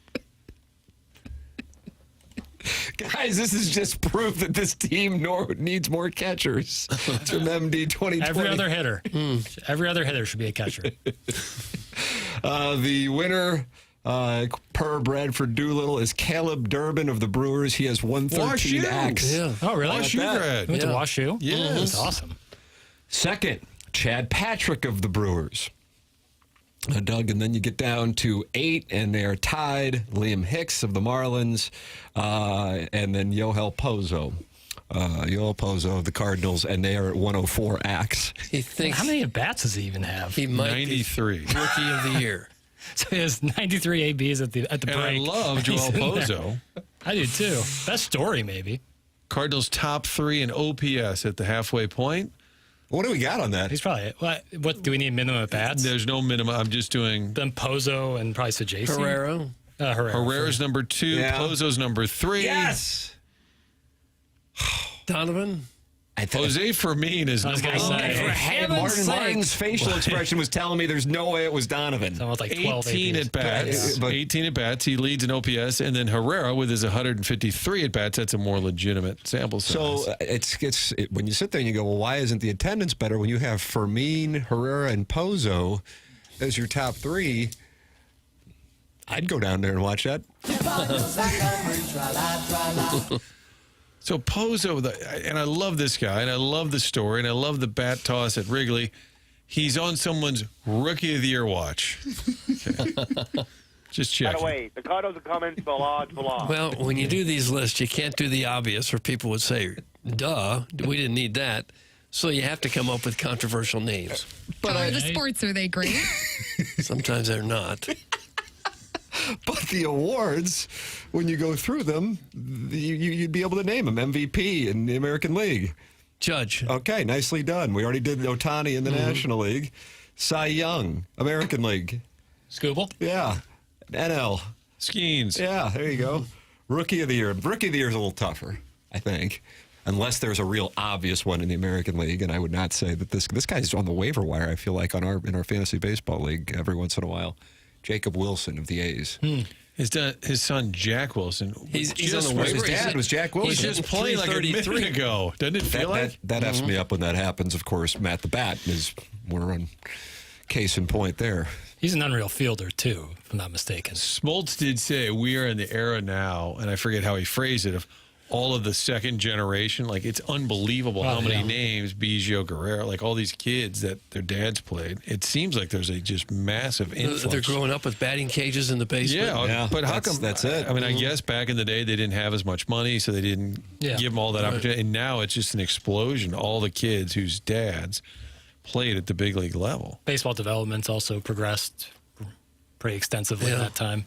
Andy Van Slyke had 2 kids that were super players. If Pozo can win this, I imagine his career will take off like Albert's. 2 equal Rookie of the Years. Thanks. That's from White Collar Gangster. Hell yeah. I don't know about that. I'm all for seeing him play more. Check out Pozo's minor league numbers. It shocked me that he's raked at every stop. Play him over the other chubster. That's some Table Rock Lake monster. They have a ton of catchers, and very few of them can actually catch. There's a growing frustration with the franchise talking about Pages behind the plate with all the pass balls that add up. And I think even now they've changed the narrative. He calls a really good game. He prepares really well. They've stopped saying he's our best defensive catcher, and now they've phrased it more about his preparation and calling of a game. I think the numbers show that the pitchers perform better. His when ERA, he's catching. when he is behind the plate, the pitcher's ERA is pretty good. But I don't think he's, Pudge Rodriguez back there, as they've sometimes made it sound. Can't they work with Herrera and get that bat behind the plate? And get the DH spot to someone else, another big hitter? Wouldn't that be considered a high priority, as maybe spend the offseason really working with Herrera to be a better defensive catcher? Didn't think we'd talk about that today. Well, here we are. Classic. If you look at it right now, your right fielder is who? Alec Burleson, right? Your center fielder largely is Vic Scott. Your left fielder is Newt. Where's Herrera? Okay, he's my DH. Okay, who's my second baseman? Donovan. Who haven't I mentioned? Gorman and Walker. Mm-hmm. Gorman and Walker. Yeah, but both could be in the mix if Herrera was the catcher. Then Gorman's your DH. Didn't Jackson nominate his buddy for TMA Listener Rookie of the Year 2 years in a row? Thanks. That's from Clevie Wade. Yeah, it was an ode to Ben Simmons. Ben Simmons. Ben Simmons. Yeah. It was an ode to He's him. injured or not injured? He was injured his rookie year, and then his second year he won Rookie of the And Year. who was it? Sweet Kai? Yeah. Yep. Or maybe Herb. Both. Both good. I don't think either of them won, so it doesn't matter. No. It was a nomination. Yeah. A little feather in the cap. Well, sure. Okay. If we would have gotten Pozo in the Rosarena trade instead of Libertor, we would have won that trade. That's from the convex piece of Tim's skull. Libertor keeps it up. That trade's going to be looked at differently than it has been over the past couple of years. Rosarena was in the All-Star game last night. I'm just saying. So he's still performing pretty well. Yeah. And Libby has been great. We can call him that. He's pitched well. ERA is around 4, I think, maybe over 4. Although I guess nowadays that doesn't matter. The last couple of years, Rosarena certainly wasn't what it was in 2020. No, he had that one off-season or postseason when he was Babe Ruth. Yeah. I'm the 2023 TMA Rookie of the Year, and my wife thought it was hot when she heard Tim announce it on the air. Not because I won, but because she heard Tim's voice. That's from Mr. Licks, Doug. 2023 TMA Rookie of the Year, and he beat out Sweet Kai in one of the many years he was nominated. You were hot, weren't you? Darn right I was. Email in the morning after at InsideSTL.com for the design, air, heating, and cooling email that it's TMA. Presented to you by Brown and Crouppen on 101 ESPN.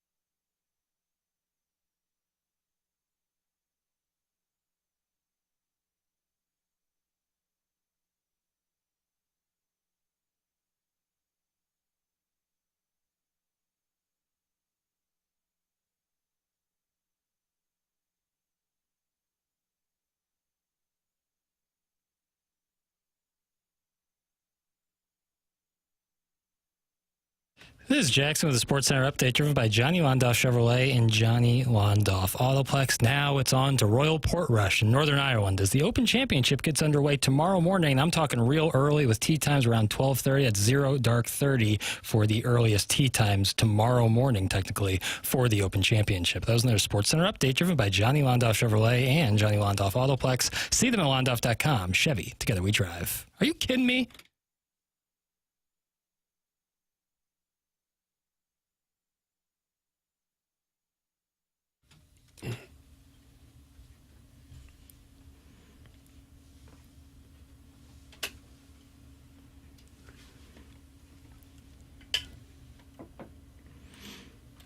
Pretty good, Doug. Well, yeah. Isn't it cool that Victor Scott, he's Victor Scott II, and his number is 11? How about that? Oh, I hadn't even thought of that. That's why he did it. Too. I think it's pretty cool.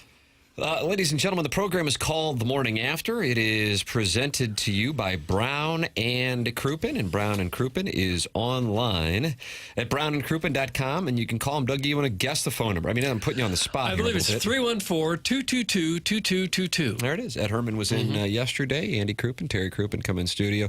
Longtime presenting sponsors here on TMA, and if you are looking for an attorney and you're sitting there going, well, I've heard from other people and their offices aren't in St. Louis, I don't know if it really matters. You want somebody local. Yes. That's Brown and Crouppen, somebody committed to the community. That's Brown and Crouppen.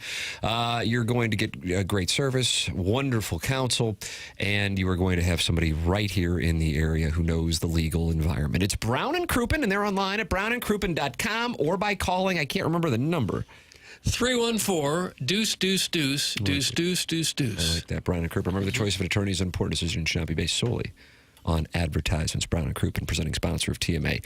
Well, they just did it. The Blues home opener has been announced. The full schedule will be announced at 12 p.m. The St. Louis Blues will open the 2025-2026 campaign at home on October 9th at 7 p.m.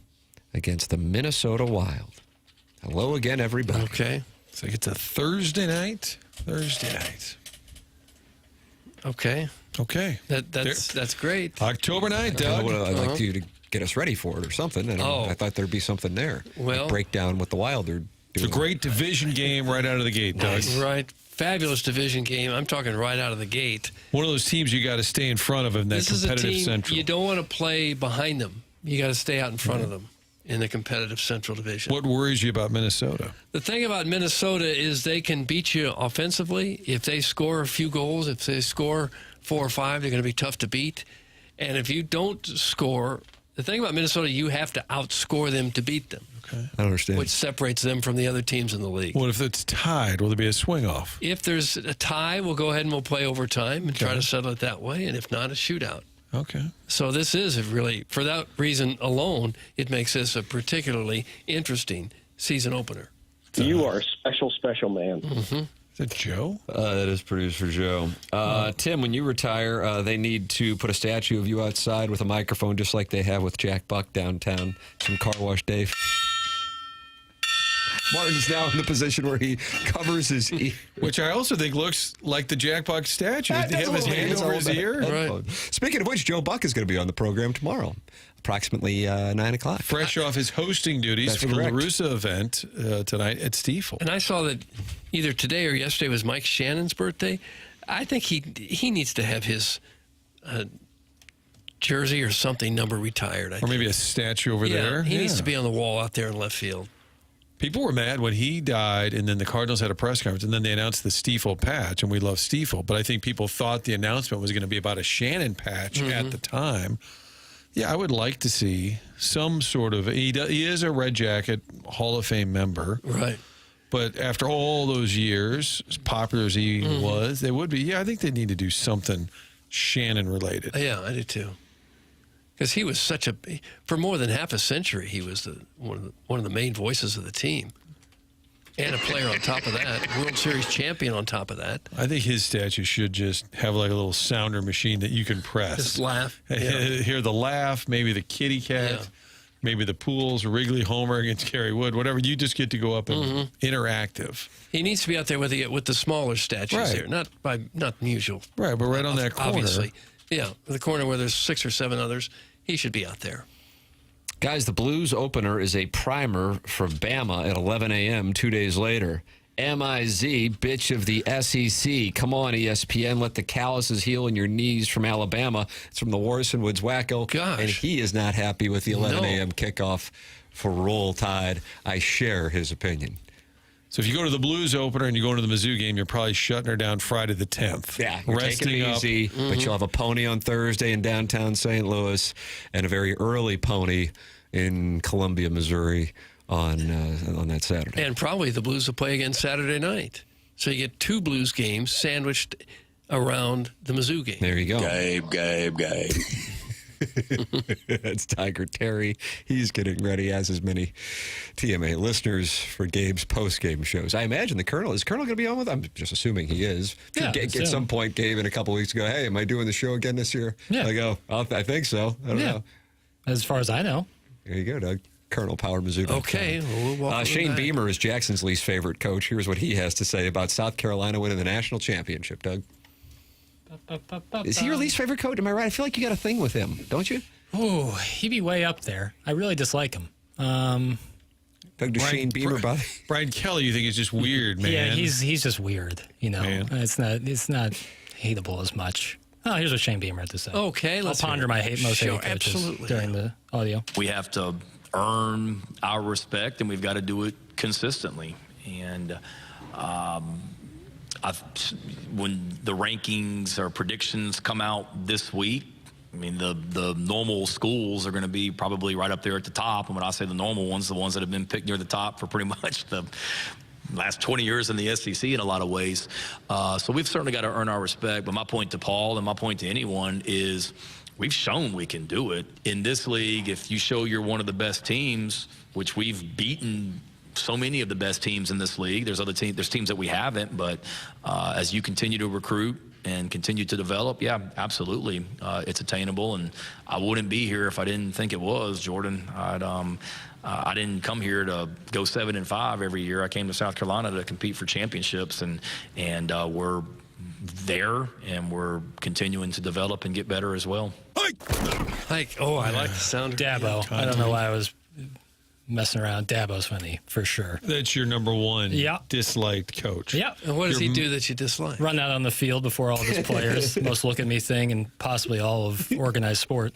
You mean he's several yards ahead of the rest of the team? He runs out first. He runs down. He touches Howard's rock, I think, and then he sprints out there a good 20 to 30 yards in front of all of his players. Oh. Look at me. I'm the coach. The focus should be on me, and he's hauling ass down that field. A lot of coaches couldn't do that. He's as the years go on, one of those days. If he got knees going, well, I don't wish an injury on anybody, but he better keep that stretching routine robust. Otherwise, that thing's going to pop off the bone. That'd be a bad look to pop a hamstring as you run out and get trampled by 90 players right behind you. He's high-kneeing it, too. Like, it's really aggressive. And he's in khakis. Like, it's just, you're asking for trouble. Khaki shaming in front of Doug, and that isn't cool. You think he's envisioning Pamplona, and he's like, I got to just haul, man. It's just, look at me, look at me, look at me. For the record, South Carolina is plus 6,500 per FanDuel to win the national championship, which Shane Beamer is talking about doing. Doug, the Missouri Tigers, you want to guess what Missouri is to win the national championship? I don't have any idea. Plus 22,000 is the right answer. Plus 22,000. ILL is plus 19,000. Okay. Is your Heisman Trophy winner Lenora Sellers? I think so. Lenora Sellers is pretty far down the list on odds-on favorites to win the Heisman Trophy. I'm high on that Lenora Sellers. I think I'm selling my stock a little. You're selling your Lenora Sellers stock? I think everyone's just a touch too high on him. True freshman last year, maybe a red shirt. But for some reason, whenever you think something's going to go great in college football, opposite tends to happen, especially for what I would consider a fringe SEC school, and I would consider Missouri a fringe SEC school as well. Stop it! You're trying to be fair. A non-blue blood. I'm extremely I'm trying to be self-aware. Missouri, very much so a fringe SEC program, along with South Carolina. And when you think a lot of times those teams are going to be great, see Missouri last year, and they got 10 wins, 9 in the regular season. But that's where I'm at. A fringe SEC program. That's probably the wrong word. I am already posting on Power Mizzou for my burner. Yeah. And you've been offered a scholarship. Yeah. Mm-hmm. It's true. Lenora Sellers is plus 1,900 to win the Heisman Trophy. Doug, you want to guess the favorite? I think you can if you think about it, if you really put yourself to the test. To win the Heisman? Yes. Plus 700. Which year are we talking about? This year, actually. Okay. What trophy? It's the Heisman Trophy. Martin, these are Doug's delay tactics. Well, it's got to be a quarterback. You know that. Nice. How about Manning? Yes! I knew it if you reasoned through All it. right. Manning plus 700. For the record, Bo Prabula down in Columbia plus 10,000. I have a hard time saying Bo Prabula. So I'm thinking maybe Sam Horn will win the job. Because it's tough to say Bo Prabula? Prabula is hard to say for me. Try Prabula. Prabula. Yeah. Emphasis on the boo. Yeah. Bo Prabula. Rutgers, That helps. That Rutgers, Bula Bula. That's what Chris Moltisanti said to Jackie Jr. Bo Prabula. It helps a little. Hey, guys, is the Blues Wild game opening night or just the home opener? It's from Merp the Barbarian. Good question. What's the question again? Like, is it their first game of the season? Is that what they're asking? Okay. Is it a season We'll opener? know at noon. That is when they are announcing. Okay, we So don't I know guess if it's the whole possible, but that feels like a Thursday. That feels like the first game of the year. I tend to agree with you on that. It's like I don't think they'd open on a Tuesday in Carolina or whatever. I think that's probably your first game. I tend to agree with you as well. Martin, I know you got onboarding. You stuck around for extra time. I guess Heim. Last week I would just be told, get out. Get out. Who was that, Kwame Nwoyakis the fourth? Oh, by the way, he just asked if Schertz would stop by. Schertz was supposed to. I think it was last week. And then he said, can I reschedule? So I think Coach Schertz will join us soon. Yeah, he says if we're going to talk about local teams who aren't playing, can I please request Coach Schertz sometime in the near future? So we'll get his take that's on a shot running at out any on team other than the St. Louis Cardinals. We cannot discuss. No. Why is Martin still there? We want KG. That's from Big Tuft. Oh, jeez. Maybe Big Tuft is KG. Wow. Conspiracy theory. Wow, and wow. Email in the morning after at InsideSTL.com for our Design Air Heating and Cooling email of the day. Coming your way here in about a half hour. Shooter McGavin and Dalton are tied for the lead so far here in the month of July. It's TMA, presented by Brown and Crouppen on 101 ESPN.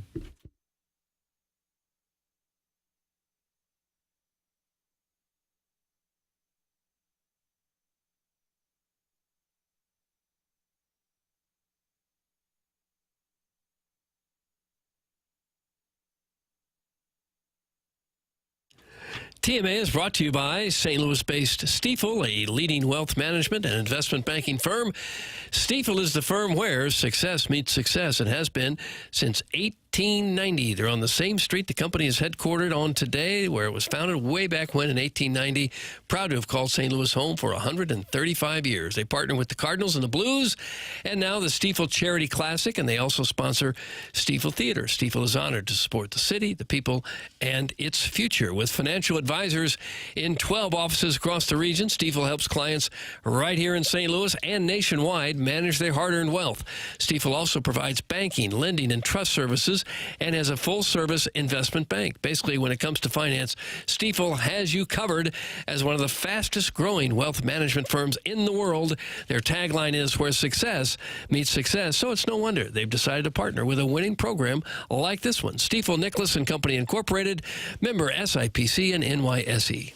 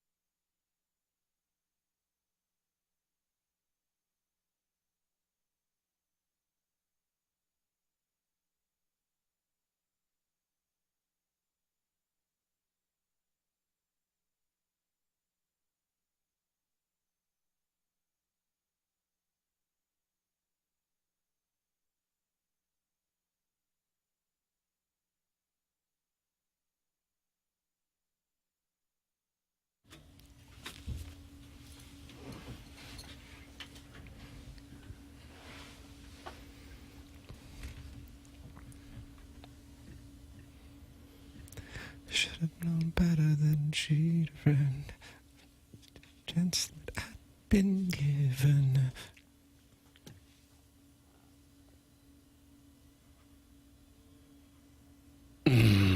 Oh, it puts it in perspective. It really does. Another song that got really big off of TikTok. Well, Second Life had a second life. Yeah. because of And what would TikTok. happen when people were posting videos while playing Careless Whisper? And is this by George Michael or by Wham? It's on a Wham album, but it's Kind of listed the as a same George thing, Michael right? song. All right. Yeah. Like on, Doug, you remember, on Drake and Future's collab mixtape, Will the Times Be Alive? Oh, There are gosh, two separate tracks where it's just Drake and just Future, and they make sure to specify that. Oh, do they? So I think it's the same thing with that Wham album. And that happened with Outkast's 2003 album as well, right? There was Big Boys and there was Andre 3000. Yeah, right. Different The Love tracks. Below. Right. Different tracks. Having different ones. There's like a part, I actually was playing the remix from TikTok. Right there's like a part of the song where like the music under the lyrics cuts out. It gets very dramatic. Mm-hmm. So people would use that in like dramatic videos on TikTok. And that's just to get a few more views and a few likes. And No, it's making a TikTok. Yeah. okay. But the purpose of making the video is just to amuse yourself. Well, now you're getting into an existential question about social media. What is the point of posting stuff on there? You know? Yeah. Scottie Scheffler. Existential. This is an existential I don't know nurse. what Has that anybody is. seen my nurse program? Got the Spread Zone coming up at 11 o'clock with Anthony Stalter of the Fast Lane and Riz of the Rizzuto Show on 105.7 The Point. And that video will be posted on all of the different YouTube channels and the podcast platforms because I know people are waiting to fire their wagers on what I say with the Tam Avenue Capital Partners track record. Sure, we've had a lot of cash calls this year, but That's on them. thank you. Not my fault. Not on you. No. I've got some plays I'm looking forward to release on the Spread Zone, which I will be shooting here in about 39 minutes. In about 29 minutes, we will have the Design Air Heating and Cooling email of the day, the morning after, at InsideSTL.com. That is coming your way here on the program. At the top of the hour on 101 ESPN, BK and Ferrario coming up on this program. Last night in the All-Star game, you of course had the Kyle Schwarber swing off 3 home runs to win it, of course. But you also had Freddie Freeman returning to Atlanta and getting emotional in his interview with Ken Rosenthal right before the game started. Freddie, you played here 12 years. Yeah. You won a World Series with the Atlanta Braves, and now you're here for your 9th All-Star game. What kinds of emotions are you experiencing tonight? I think all of them. My hands are sweating right now. The ovation I got earlier, it's special. I watched this place get built. There's a red pennant up there that's so special to me, and it's an honor to be back. You did get a warm reception and introductions. What would you like to say to this crowd? Oh, man, I could be here all day talking to these fans. You guys mean, yeah. Thank you. From the bottom of my heart, thank you. My first 12 years, I got to spend in this wonderful city, so you guys gave me standing ovations when I've come back. You guys cheered for me, watched me before I became a father and a husband, and now back here as a husband and father with 3 awesome boys. So thank you guys for everything, and hopefully I can get another hit for you guys tonight. Freddie, thanks very much. Have a great night. Joe, back to you. Base hit. Freddie Freeman, Hall of Famer? Yeah, probably. He's going to be, he's probably going to have more than 2,400 hits after this season, and he's 35. One of the most likable guys you could think of. Yeah, I was surprised he was that old. I didn't think he spent 12 years in Atlanta. I would have guessed 8 or 9, maybe. He was on that team that the Cardinals chased down in 2011, if memory serves. Yeah. Mm-hmm. One of the most high-waisted gentlemen you'll ever see play the sport of baseball. Rushmore of high-waisted gentlemen. The man is all legs. George Hendrick was kind of high-waisted, wasn't he? That's how I remember it.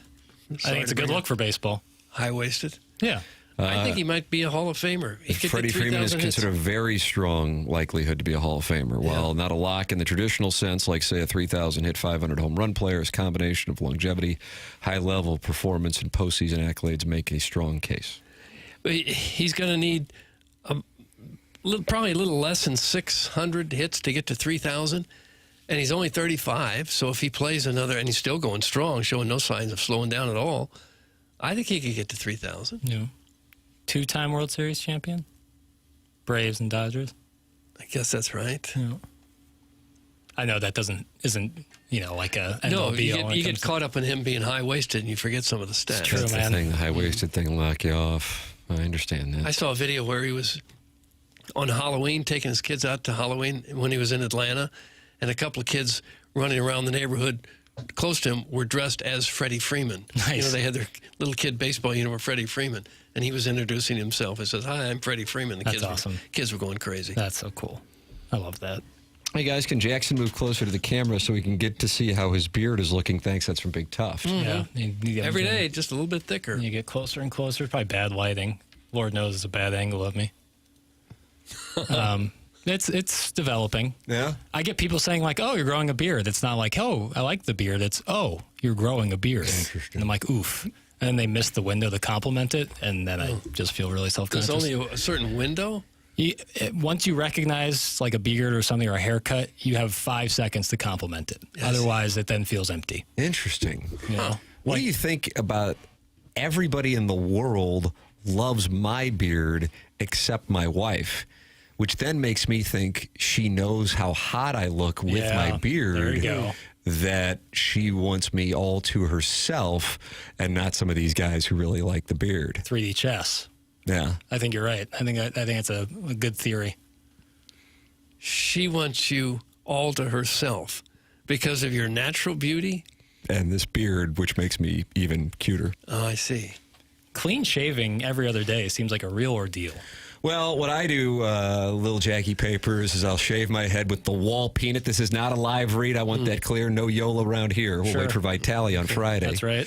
And then I'll just go, I'm shaving my head. Why don't I trim my beard, too, with the very same wall peanut? Yeah. Okay. So you're very much used to, and shaving with like an electric razor is a whole different world than throwing shaving cream on your face and doing it with a 3-blade. Yeah.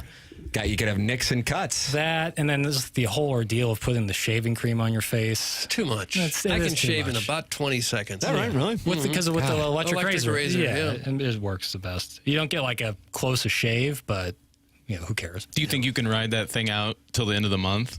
In a month? Yeah, I could go to the end of the month. 2 weeks? I'll trim it. I'm going to trim it because it gets awfully bushy in the neck area. Oh. And that is a look for the incels, not I. That is a look for the incels, not I. Are you hoping to grow some hair out of your ears?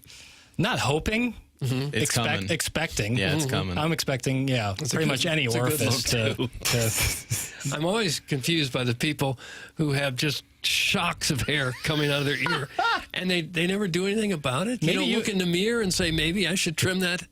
You never think of that? I think we run with different crowds. I don't really see a lot of ear hair. Well, it comes for older gentlemen, for sure. Like when you're having like a pudding party. But Jackson, you find Lindy Ruff attractive. Yeah, does he have a lot of ear hair?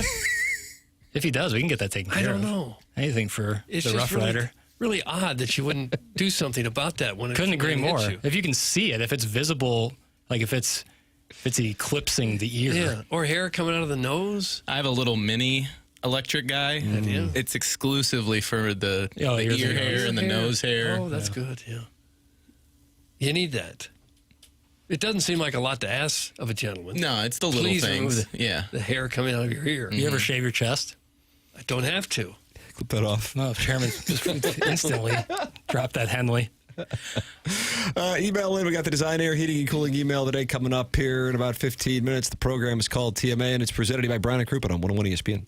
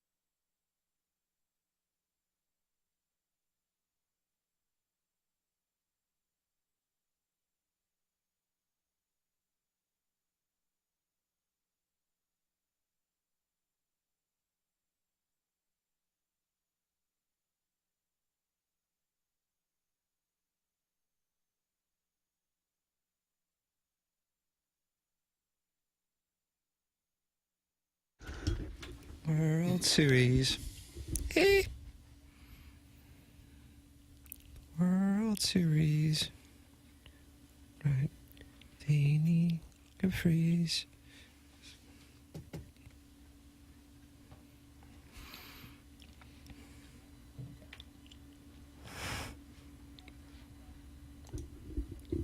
It's hard not to get fired up. I think after hearing this, I think the Cardinals will probably go ahead and win the World Series now. I've changed my perspective. I don't see what's going to stop them. What's happening to the music?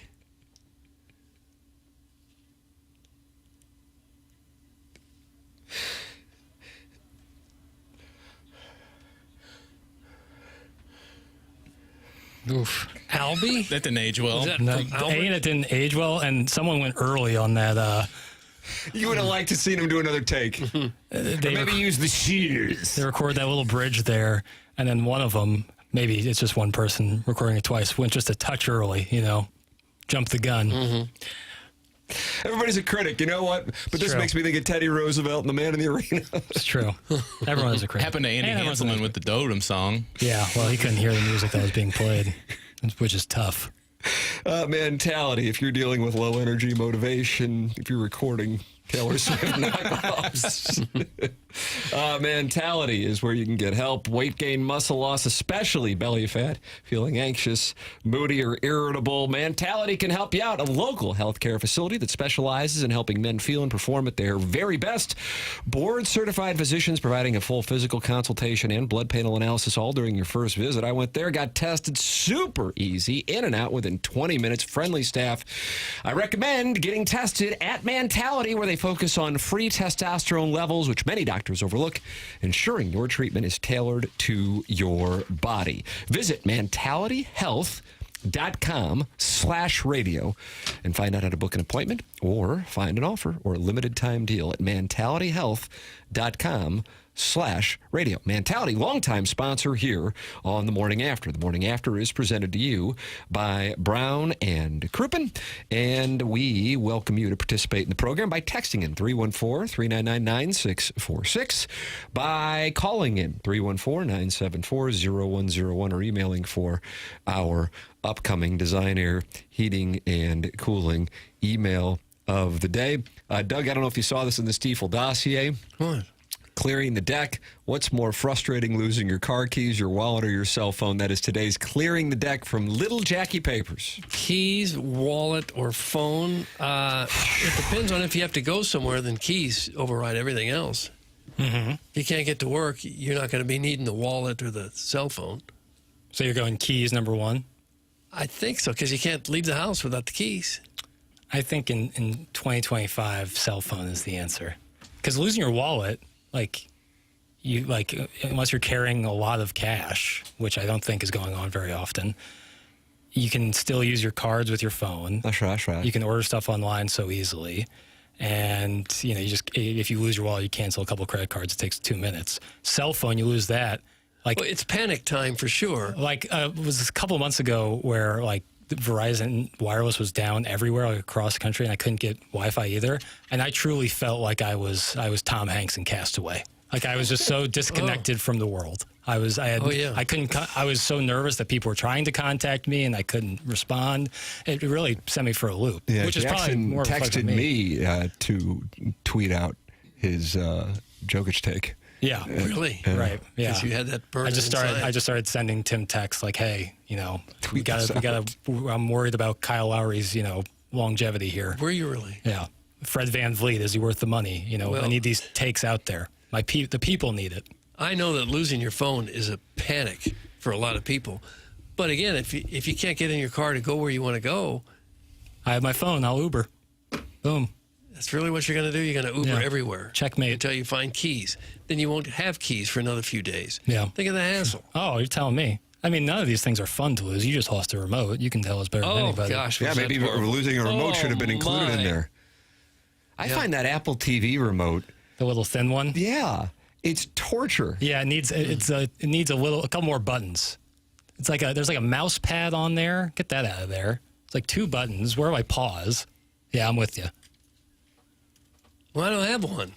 Oh, I mean, it's the tiniest of remotes, but the guy that I have handle all of my technology comings and goings and goings and comings, I believe that's the name of his business. You have like your own personal geek squad? Wallbrand Technologies, Aaron Wallbrand. No Yola. And he goes, I love that remote. I go, well, if you love it, you know what you're talking about, but me and my wife, we lose it all the time. Can't find the damn thing. And then it just becomes, you're trying to, I've already snorted so many damn sleeping pills, I don't even know where I am. And now I got to find a remote too. Yeah. You're doing the icky shuffle to bed because there's just so many pills in you. Oh, it's the most tilting damn thing in the world. It's because it's this tiny little remote, Doug. So in clearing the deck, perhaps what's more frustrating, losing your car keys, your wallet, or your cell phone, or your remote should have been included, especially considering I gather that was a hot topic while I was vacationing in the Hamptons. I was concerned for Doug. The Apple TV remote's super easy to lose, too, being so thin and slick. It's slick as hell. Like a bar of soap. Yeah, it feels well, like so is your phone until you put a case on it. You got to. Yeah. I don't. Do you trust people that have no case on their phone, just raw dogging it like that? It's crazy. It's like $1,000. People I don't trust. I don't trust that they're not going to drop their phone and break it. Technology and stuff. That's what it is. Email in the morning after at InsideSTL.com for the Design, Air, Heating, and Cooling email today. That's coming your way in about 5 minutes. That is an admission of being woke, Papers. Oh, no, you're not connected. What will I do? Maybe read a book, loser. That's from the Wars.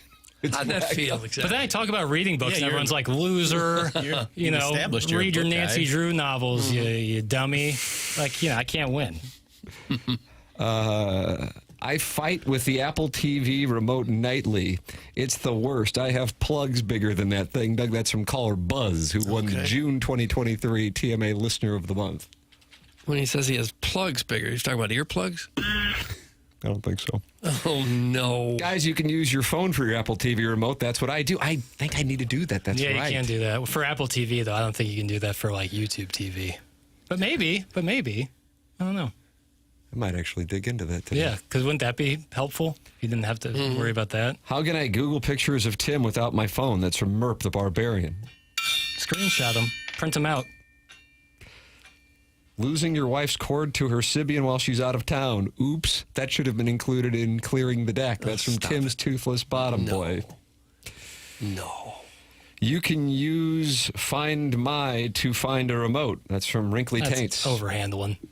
Excuse me? It's overhandling. Well, to find my remote, it's going to tell me, hey, it's in between the couch. It's just going to give me the location of my home. I know it's in my home. I need an exact location. It doesn't have, a blueprint of my house. Or maybe it does. I don't think that. I don't have any air tags or anything like that. I'm kind of at the mercy. If I lose something, it's kind of lost. Yeah, I think the air tags might be the move. For a suitcase, I'm thinking that's the move. If you're checking a suitcase on an airplane, I think that's really the move. I've done that, and sometimes it's not foolproof. Really? Yeah. I keep getting alerts, your baggage did not come with you. And then we get there and the baggage is with us. Yeah, I don't like that. All right. Somebody said their mom emailed in for the Design, Air, Heating, and Cooling email of the day today. But he wants us to disregard the email. Also, no, we're not going to. That's going to be the first one read. Welcome back, Sir Tim the Knight. That's from the Springfield Mud Tosser. So I guess, if he welcomes me back as Sir Tim the Knight, I don't know if I can read his email. We'll find out if Chairman Kurt has it in the filtered file. The Design, Air, Heating, and Cooling email today is next.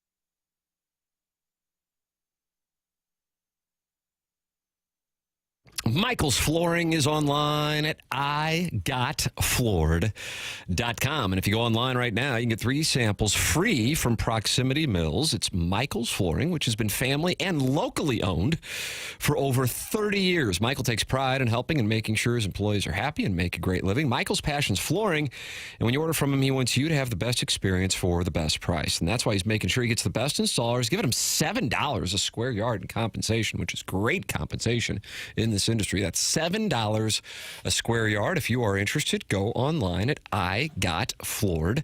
Floored.com. Or you can come in or talk to them, and you're going to see the difference. They want to make sure they suggest the best thing for you and not pushing what corporate is telling them they have too much of. There is a reason he's continued to grow throughout the 31 years. Employees love working for him as they feel like family, and he makes sure they're taken care of, and this then rubs off to the families buying the product as they know they have the best interests of the buyers. Come see why people are loving getting floored by Michael, and make sure you visit IGotFloored.com.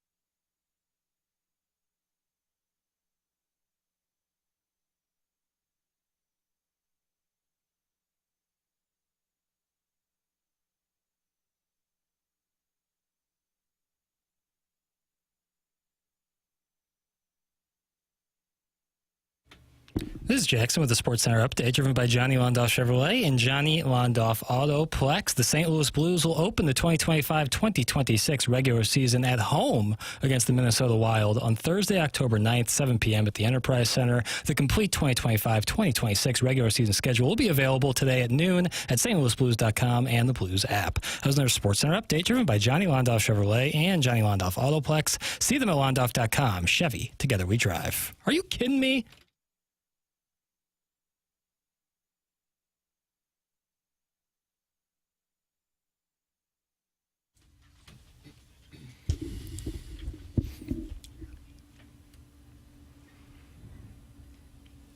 Oh, you like this one? Come on. This is trash. Cut it off. This was doing big numbers in the late aughts. This. Oh, yeah. Black Eyed Peas. Okay. Generational run they went on. Mm-hmm. Another TikTok song, too. Yeah. Oh, I think that was profanity. That's wonderful clean music. version. I think that was profanity. I dumped it. That was the tonight clean I will version. sit down with my 7-year-old son and my 3-year-old son, and I will attempt to explain that to them, but I don't know if I can. We got Apple Music. We got to talk about the E next to the song, and when it's not on there, it's the clean version, and you can't say the S word in the clean version. This is How on will you Apple. explain this to your 3 boys It's tonight? a sign of it's horrible music if you can't just play it. I dumped it. Damn. If it's vile and vulgar and an FCC violation to just play it, it's probably lousy music. If you can't trust Fergie, I don't know who you can trust anymore. What about Will I Am? What about App the App? What was the other one? Taboo, Never Speaks. I don't know. I think Taboo. I think that's the other one's name. In Black Eyed Peas? Yeah. Have some standards. What? Jackson, if you can't keep curse words out of your songs, We're don't trying to play. do a What? show here. I'm breaking down the Cardinals and Diamondbacks series and the Blues and Wild opener. Right. And all of a sudden, I got profanity on. And my kids are going to look at me tonight and say, why, Father, why? They won't know what to do. Yeah, it's taboo. Right. It said the clean version. What am I doing? Like, what am I supposed to do? Have fun with your FCC fine, ho. Wow. Ouch. Maybe we can get a GoFundMe Send going. that to Tim Cook and Apple. Doug, good news. We got the Design Air Heating and Cooling email of the day. Ow! Wow. Filtered file.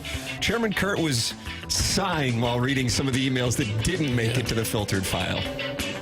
Well, some are not great. Producer Joe used to say comedy is hard, and that's another one of his very eloquent sayings that holds true with this program. If my stepdad was here, he would tell me to keep the yakking to the college boys. So like my boyfriends in the bedroom, I'll make this fast. When I was 10 years old, my pop said, son, it's a truly lucky man who knows what he wants to do in this world, because that man will never work a day in his life. But there are a few, a precious few, and hell, I don't know if they're lucky or not, but there are a few people who find something they have to do. Something obsesses them. Something that if they can't do it, it's going to drive them clean out of their mind. And I'm that guy. And I know a man that can help me achieve that destiny. His name is Tim McKernan. And together we will create magic. And together we are to make history too. Stop it. In the Email of the Day contest. My name is Injun Joe's Cave Ride, and I write erotic emails. Injun Joe's Cave Ride. Magic Man. Magic Man. And he writes erotic emails. What is that, the Scooby-Doo ride now? Is that right? Is that the Scooby-Doo ride? Yeah, yes. Been out there for a while. It was a time tunnel when I was getting into heavy petting. Talking about awards, I've got some awards for you. Most prepubescent beer, Jackson, the People's Republic Burkett. You're now going by the People's Republic of Jackson? People are so dumb. Truly. Like, are your brain falling out of your ears? Oh. Most perfect, Tim, the Great One McKernan. Most improved, Marvin Kilcoyne. Hottest radio boy of the year, Doug Vaughn. That's now from we're Doug talking. Vaughn's Congrats, Oil Doug. Boy. Congratulations, you are the hottest radio boy. How many years of in the a row year. is Oil that? boy? Did I hear oil boy? 20-some odd years. Doug Vaughn's Oil Boy. Remember Oil Can Boyd with the 86 Red Sox? I do, Did he yeah. start game 2? I don't know Chase what game taking he him? started. He was a good right-hander. Why'd they call him Oil Can? I forget the story You had behind Bruce that. Hurst, you had Roger Clemens, Oil Can Boyd. Who was the fourth starter on that 86 Red Sox team? Oh, jeez. Got to do show prep, man. Got to do show prep. Al Nipper? Might have been Al Nipper. Tom Seaver? St. Louis' own. Did Tom Terrific pitch against the Mets in 86? That's what AI Overview's telling me. Really? They also said that I don't Vladimir ever Guerrero remember was Seaver left-handed. on the Red Sox. Did Tom Seaver pitch for the Red Sox? Chairman Kurt? Yes. He did?